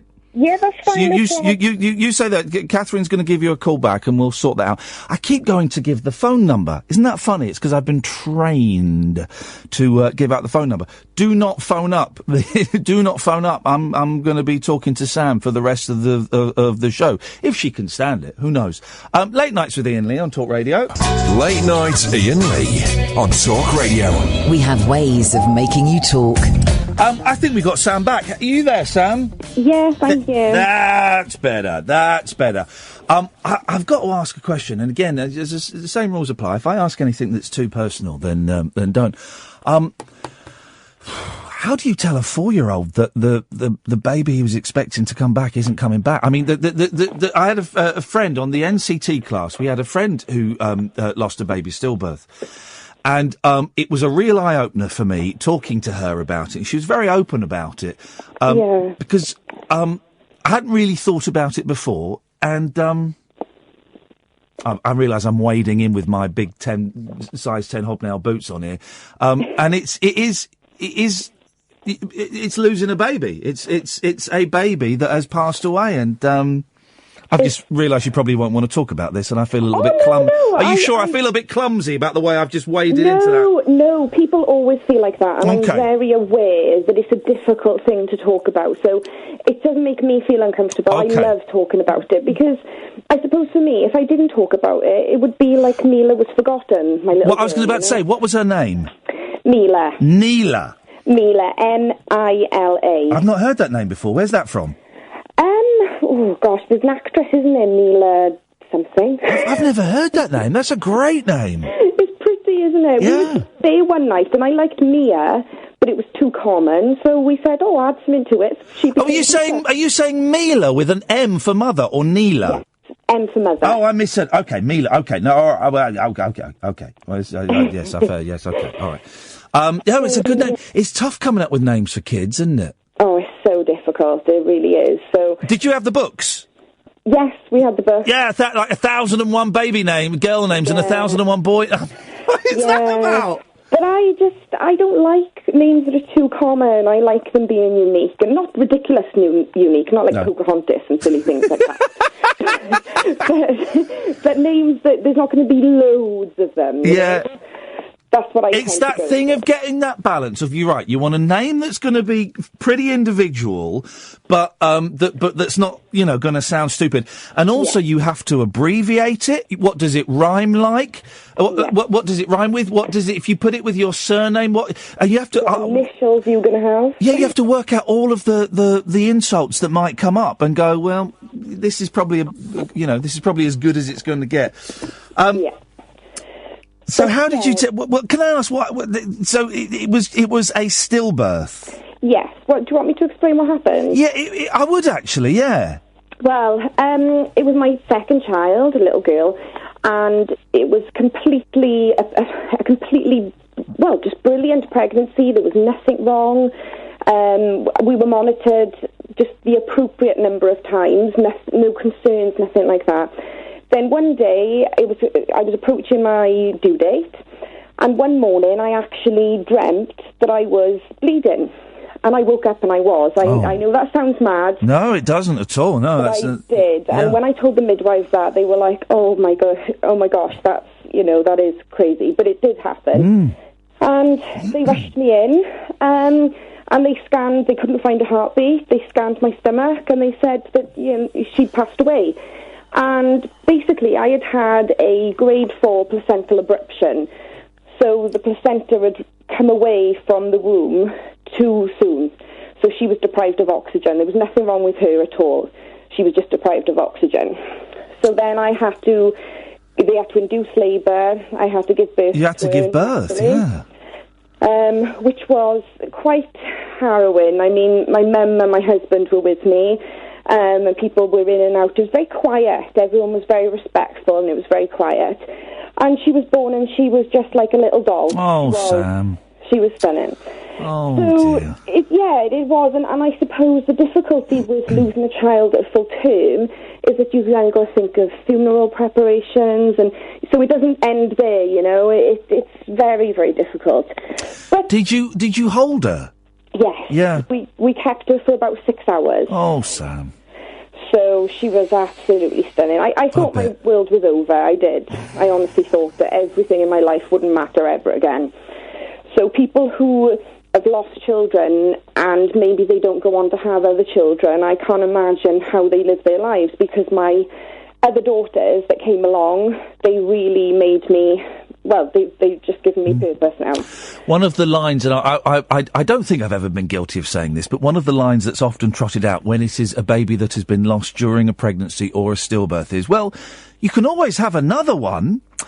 And it was talking to this friend that we made in the NCT class that, I mean, I'd always realised it was a bit of a crass line, but it really hit home just how insensitive that is. It would be like if one of my boys passed away now. Well, you could always have another one. That is your child.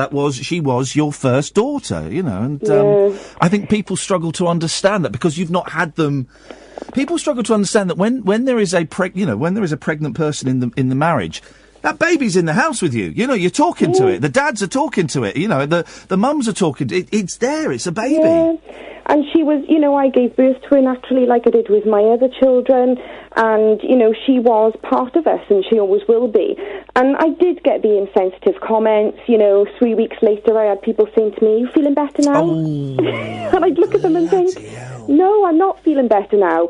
And I had people saying it was the same as a miscarriage, which, not that I'm putting down miscarriages, because it's all horrendous, but what I'm saying is, I suppose for me, I was out there pregnant. She was 6'12" and perfect. So, I did have the comments, but 11 months later, like I said, I had my daughter Aviana, and I you can't imagine. My husband actually screamed when she was born, like a relief scream. Yeah, I bet. It must have been a very tense pregnancy. Oh, it was horrendous. Everyone holding their breath. Oh, we were, and I would just constantly say to my mum, Mum, I think she's dead. Oh, I'd actually say those words, and my mum would say, "Stop it now, stop it," So yeah, it was. I remember I used to wake myself up every hour to go, and I would literally make sure that I wasn't losing. I would give her a little nudge, God love her. Yeah, wake up, come on.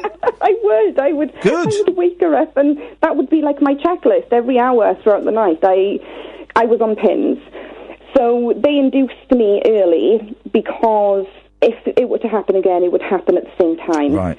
So by bringing her on early, I mean, the staff were just amazing. How much early? How much before the due date? She was born at 35 weeks. Okay. So they brought her on 5 weeks early. Right, wow. And she was fine. She didn't need to go to special care. She did have a funny little breathing episode for a few minutes, and my heart stopped. But she was absolutely fine. We went back to the ward, and she was just, oh my God, she was just my world. I can't even explain to you how amazing that feeling is after the loss, you know? Oh, yeah. So for me, even though she has got autism, I think for me, I just hold on to any, it doesn't matter what we have to go through. My husband and I we live for our kids because of what, I know everyone does, but, I think because of what we've been through, I don't know, it just gives you a different outlook. I think it does. So. Thank you for sharing that, Sam. I think that's. I'm amazed by everyone sharing such intimate stuff, and I think that's very kind of you to share to share all that stuff with us. I really appreciate it. I think for me, I like to be able to share my story because there's a lot of people out there who have gone through the same thing and they feel like they can't talk. They feel like, there's a bit of taboo about it, and people expect you to get over it very quickly and maybe you're not, maybe, lots of different reasons. And I think that if more people kind of said, I've been through it, and even though I'll always hurt, I've found a way to live, I have. And, it's just good for awareness. It is good. Thank you for that. So you don't get much sleep because of the girls. Do you know? I mean, I think that's kind of normal for any parent, though. Whatever the situation. My boy, I get the fright of my life because I put the boys to bed the other night, and I was fast asleep, like the deepest sleep I'd had for ages, and suddenly I'm woken up and there's a face staring at me, and it's my youngest going, "Daddy, can I get in bed with you?" And I was so deeply asleep, I was going, "Who are you? Who are you?" And he said his name. I said, "Which one are you?" I think I scared him because I was going, "Which one are you?" And he just climbed in, and it was. And then he spends all night kicking me and farting in bed. It's awful. But I love it because they're 7 and 5. They're gonna start getting to the age soon where they don't want to get in bed with Dad. So I'm enjoying it while they're still doing it. But what do you do? Do you work, Sam?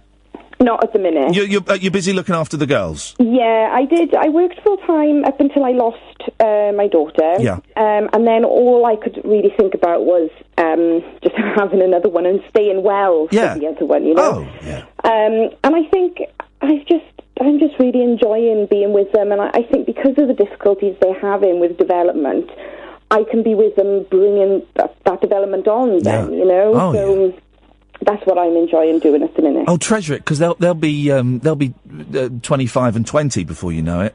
Oh, I know. I know. It's just honestly, as you know, with your boy. Yeah. How is he 9 years old all of a sudden? Oh, I can't get my head around it. Soon I'm going to have a 10-year-old in double figures.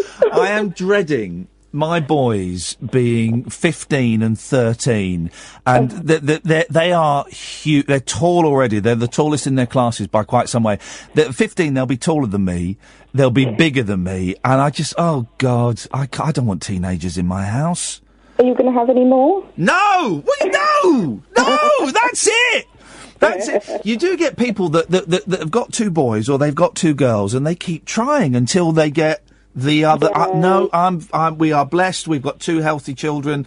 I would have loved a girl. Of course I would. But no, I couldn't do it again. The whole baby thing, the changing of the nappies and the sleep. I always say to people who want a particular sex, I know when I was having my eldest, I wanted a girl. I won't lie. I think for a mum, sometimes, some mums, they want that girl relationship. Oh, I wanted a girl. I really wanted a girl. I was convinced we were going to have a girl.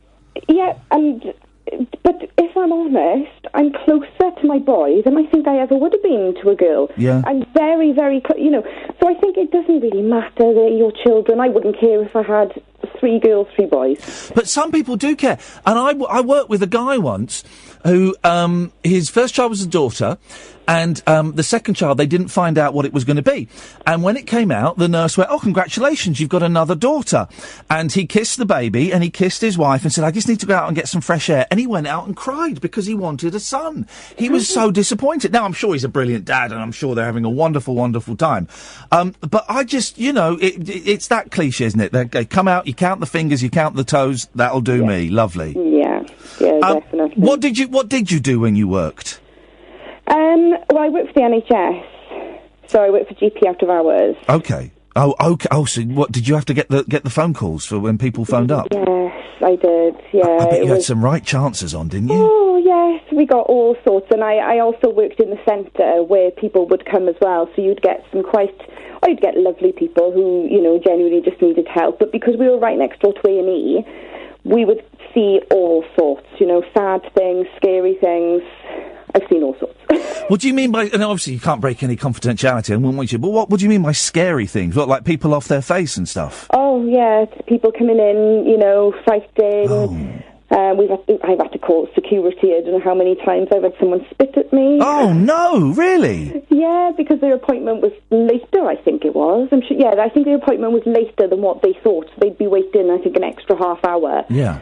And they got so annoyed with me that, spat at me. We had to call security. Oh, God, that's horrible.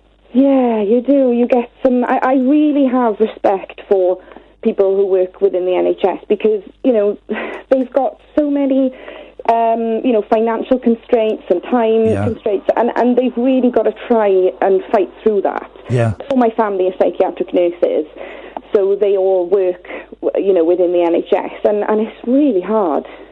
When you say, do you mean one of those walk-in centres?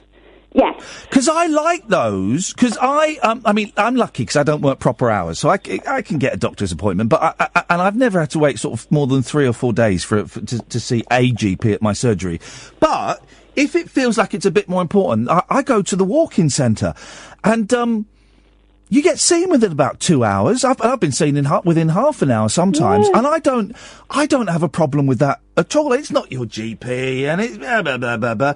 But I've always been really happy with the service in there. You go in, you see the nurse, and you wait, and then you go and see the doctor, and they'll tell you what's wrong and maybe give you a prescription. Beautiful. Yeah, it's very straightforward and simple, and it's lovely. And I think you do get lots of people who say, "Oh, thank you so much," because they've got terrible infections or whatever, and they're just so grateful that they could get that antibiotic at 10 at night instead of waiting until the morning, or So you do get lots of grateful people and some lovely people, and some heartbreaking things, really heartbreaking things, But yeah, I enjoyed it. It passed the time. My degree isn't anything to do with... oh, go on. What's your degree? Is it? Let me guess. It's going to be something like ancient history or something. Law. Oh, there we go. Well, how did you end up... So what was the plan then, to be a lawyer? Yes, that was my plan.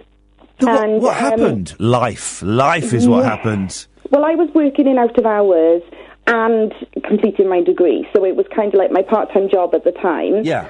And then when I finished my degree, I worked for them full-time whilst I was waiting to see what I wanted to do, and I started my master's. And then I lost my daughter at the beginning of my master's, so everything kind of went out the window. Yeah, of course. I still carried on working full-time for a long time after, but so I've got a degree sitting there not doing very much. Well... the thing I always think with degrees is part of it is the letters that you get and the certificate and the knowledge that you get, but a lot of degree for me is the experience of going. I'm assuming you went going away from home and living with other people and interacting with other people and motivating yourself, because a degree is completely different from school, and in the school you go and you sit in there at 9 o'clock in the morning and you finish at 3 o'clock in the afternoon, but degree you've got to kind of motivate yourself to do it. Oh yes, you've got to want to do it. Yes, you do. And I pulled all-nighters, doing different assignments, and because I think you want to sort of enjoy your life so much, And then you think, oh my gosh, I've got that assignment due, and then you're like, drinking coffee until like 4 a.m. trying to get it done. So yes, you do have to motivate yourself. Would you ever want to go back into law? Do you see that at some point in your life? Yeah, I would like to. I'd like to go back to uni. I would like to go and do my masters. That's something I would love to do. So I think when I get my youngest in school, and I know that they're doing okay, that they don't need quite so much input. Yeah. I think I would like to do something for myself then, and I think it's important to show my children, that I am motivated and that I'm doing different things. So. Yeah, that is something I'd like to do in the future. What's your boy?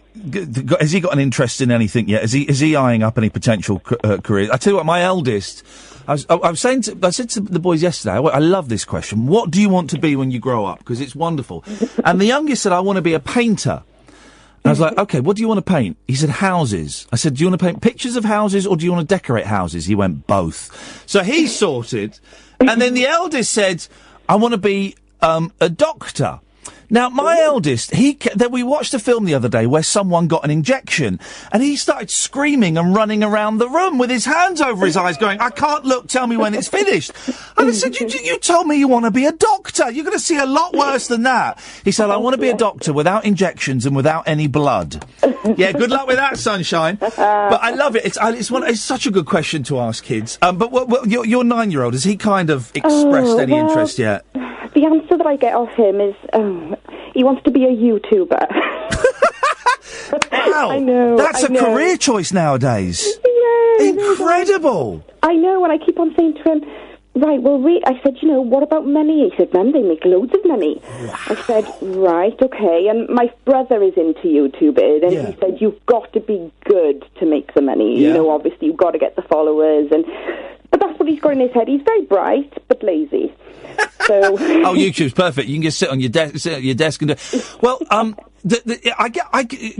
funny enough, because I had someone else the other day tell me that their 10-year-old wanted to be a YouTuber, and I guess to a certain extent it's the same equivalent of me being a kid saying I want to be a famous actor or I want to be a rock star. That's the rock star is no longer so important to 8, 9, 10-year-olds, but YouTubing and they see, and of course they only see the ones that have got 3 million followers and 15 million hits and all of that stuff, and they see the success. What does he want to do on YouTube? He wants to play video games and explain how you play them and explain the cheats and things like that. I know. I love it. I love your boy. I think your boy is clued up. And I tell you what, because I watch those videos. Me and my children will sit, if we're playing Lego, the one where you got the thing and you put the pieces on. And they get stuck and I can't work out video games anymore. I've got no idea what's going on. So I could be watching your boy's videos, Sam. Yeah, you could be in the future. Listen, I've got to take a quick break. Are you all right to stick around to the end of the show? Yeah. You sure? Yeah. Beautiful. I'm enjoying this a lot. Sam, thank you very much indeed. Late Nights with Iain Lee on Talk Radio. Late Night Iain Lee. On air and off the leash. On Talk Radio. We have ways of making you talk. So, Sam, are the girls asleep now? Yes. Shouldn't you be? Why aren't you? Should be getting some sleep, shouldn't you? Oh, I think I've got into that pattern of being up in the night, but to be honest with you, I don't need that much sleep. I know that some people, they crave it, but I don't. I'm very sort of alert, and I like being nosy and seeing what's happening, and and anyway, I wanted to come on and talk to you. So. Well, I'm glad you did. I'm really enjoying this, and enjoying is perhaps the wrong word, but you know what I mean. I know what you mean. Yeah. How did you meet your husband? We both worked at the same shop. When I was doing my A-levels, I had a part-time job in Nike, and I met him there. He was one of the managers. Hang on. He was one of the managers and you were the Saturday girl? Yeah. Highly inappropriate, Sam. That is an abuse of power. I know it was, but, 13 years on, we're still together and going strong. That's not bad, is it? No, we've, I think we've proved that we're, together for good. I'm imagining then, and this might be wrong, that there's an age gap. Yes, there is. Go on. He's, well, it's not too bad. He's 6 years older than me. Oh, that's 6 years is all right. 6 years is... It's not like I'm the judge of everything. 7 years, no, that's disgusting. 6 years, 7 years, schoolgirl bride. But, 6 years is good. Do you find... Because I'm trying to think how much older I am than my wife. I think I'm 5 years. And even with 5 years, there are loads of things that I talk about, like TV programmes and music and stuff, that she's never heard of. Yeah. Do you get that? Yeah, he does that. He'll say to me, "Don't you remember that character on this?" And I look at him stupid and I say, "Sorry, babe, but I'm that much younger." But talking about age gaps, I love telling people this. My stepfather, technically my stepfather, is younger than my husband. So my mum married a man 17 years younger than her. So Everybody is sat up in their seats and pulling a what the hell expression. Hang on a minute. So why can I ask, why is your mum not with your dad? I've never seen them together. I think they split when I was about 18 months. Wow, okay. My father was a little bit of a ladies' man. Right. And mine too. Yeah. It's tough when you're a kid, because you don't understand why. But obviously my mum has told me years later that she wanted to be with someone who adored her, which is, natural. Everyone deserves that. Yeah. So, I've never known them together, which is fine. But, she married Nick 2 years ago, and he idolises her. But my mum looks very young. Hang on a minute. So you're saying she is old, but she looks young? She's 52. Oh, 50. Well, 52. I'm approaching 44 in a couple of months, and 52's not that old, I'm thinking. Well, she looks really young. I mean, when she goes on holiday, she will show me up in her bikini. She is quite hot. So hang on a minute. Right, how old are you? Are you 30? 29, maybe. 29. So she was, 22, 23 when she had you? Yes. Because my mum, the thing I forget is my mum, I think, was 19 when she had my sister, and 22 when she had me. That's really young. I was 19 having my first. I was about to say, I'm just doing the maths with your boy. You would have been around that age as well. Yeah, I was. Yeah, and to be honest with you, it was. I always wanted a child. I was one of these odd teenagers that dreamt of having a child. Hang on a minute. I've just done some more maths. So you were 16 when you got together with your 22-year-old boss. I know, and he got a lot of stick for that. Sam, you make your own jokes at home, but what did your mum say about that? Was she all right with that? I think. It's paid off and it's worked. You're still with him, and it sounds like you've got a great relationship. But at the time, have. And he's not one of these. He's not like a predator. He's very sort of soft. And he's very kind. Oh, I bet he's lovely. I'm not knocking him. But what age did you get engaged? 18. Yeah. And I think for him, it was the boys in work that used to wind him up, because they used to say, "Oh, I'm sorry, mate, it's wrong. She's too young." I'm sorry, mate, it's wrong. That's me doing a Welsh accent. Yes. But your mum was a little bit funny to start with until she realised that that this was true love. Yes, she was a little bit sort of taken aback, and then I think she grew to love him, and she knew that it was the real thing. And I think for her, the first time that she really thought this is forever was when she saw what we went through, and she saw how amazing he was, and she knew I was safe. So, good for her. Yeah. So, Mum 52. Yes. Nick is 35. Yes. Wowzers! What both of them, dirty dogs. That's remarkable. It is. How did she meet Nick? In the gym.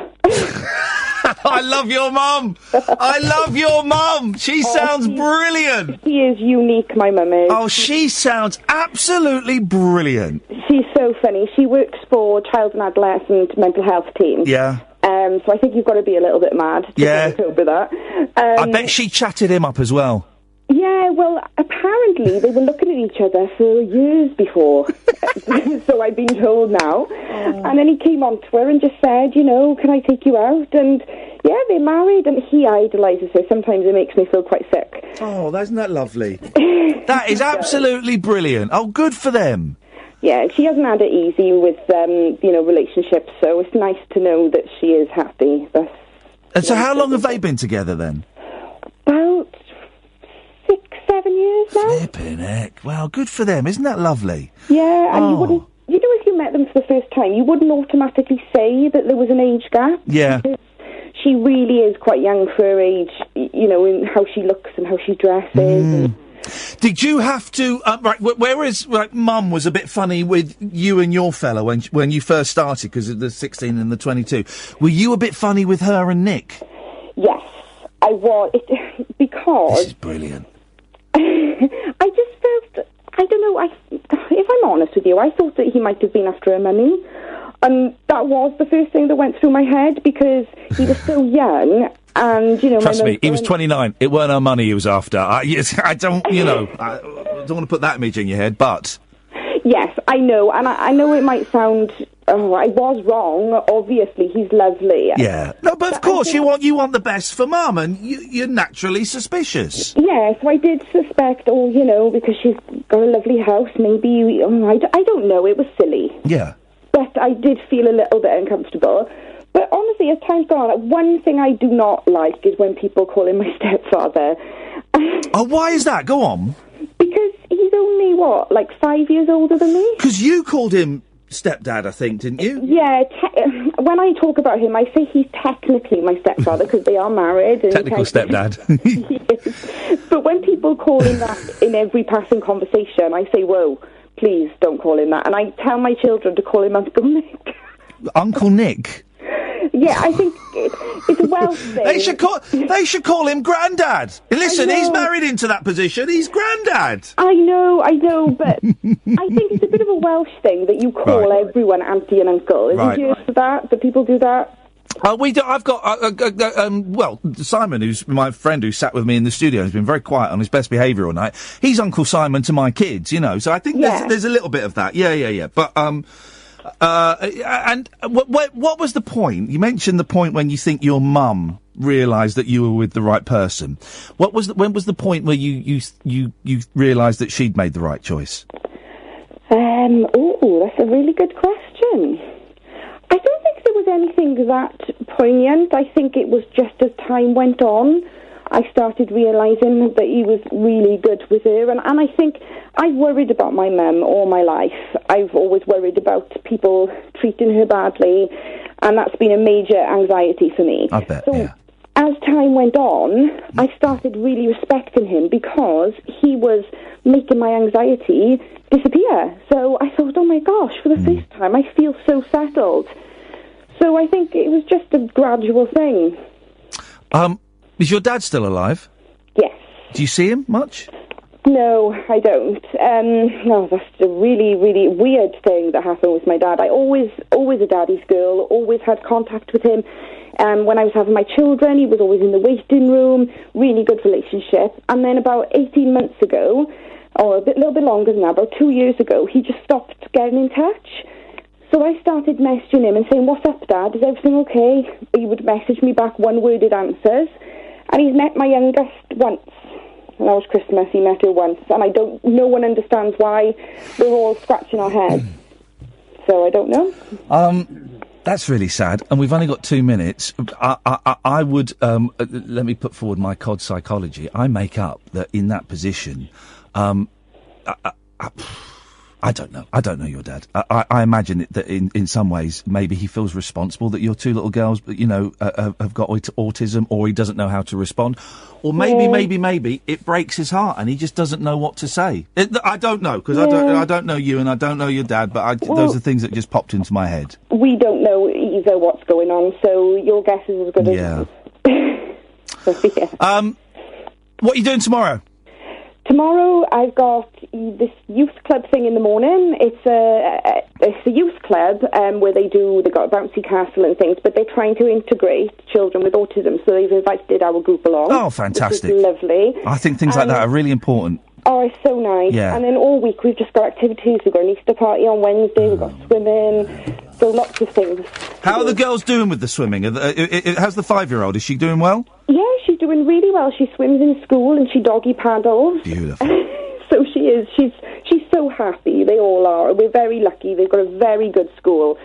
And, we've just been very, very lucky for the support. Sam, I don't want to sound all cheesy, but I think we've been very lucky listening to you for the last hour. I really appreciate your call. Thank you very, very much. Oh, thank you so much for having me. I really enjoed it. Absolute pleasure. Try and get some sleep, and we'll speak again soon. Okay, thank you. Thank you, Sam. Bye-bye. There we go. That was...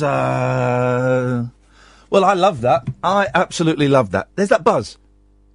Is it my computer that's buzzing? Yeah, it's because I shut that down. It's buzz. There we go. There we go, guys. We know that for the future. If I shut the computer, it makes a buzzy noise. Thank you to... we had Reece and we had Bruce in the first couple of hours, and we had Sam in the last hour. Genuinely blown away by all of that. It was a punt. Thank you, Katherine. Excellent, excellent choices. It was a punt. Didn't know if it would work. I had a feeling it would. I didn't know it would work as well as that. I'm genuinely blown away by everyone who called in. And thank you to everyone who called in and didn't get on. But the honesty and the openness with which the three callers spoke about stuff that affects us all, man. And boy, oh boy, doesn't it turn out that well, if we take the straw poll of three callers, 2/3 indicated that their parents had, messed them up a little bit. I don't know if you can extrapolate that across the whole country. I suspect probably you could. I really enjoyed that. Normal service will resume tomorrow, and I appreciate the fact that you allow us to try different things and to play with ideas. Go and download the beautiful Anonymous podcast if you've enjoyed the last 3 hours. I kind of cribbed a little bit from there, and it's an absolute cracker. Don't forget, you can download this podcast. You can get it on iTunes or your usual podcast provider. We put out a best of, and then if we have a guest, we'll put a guest out as a podcast as well.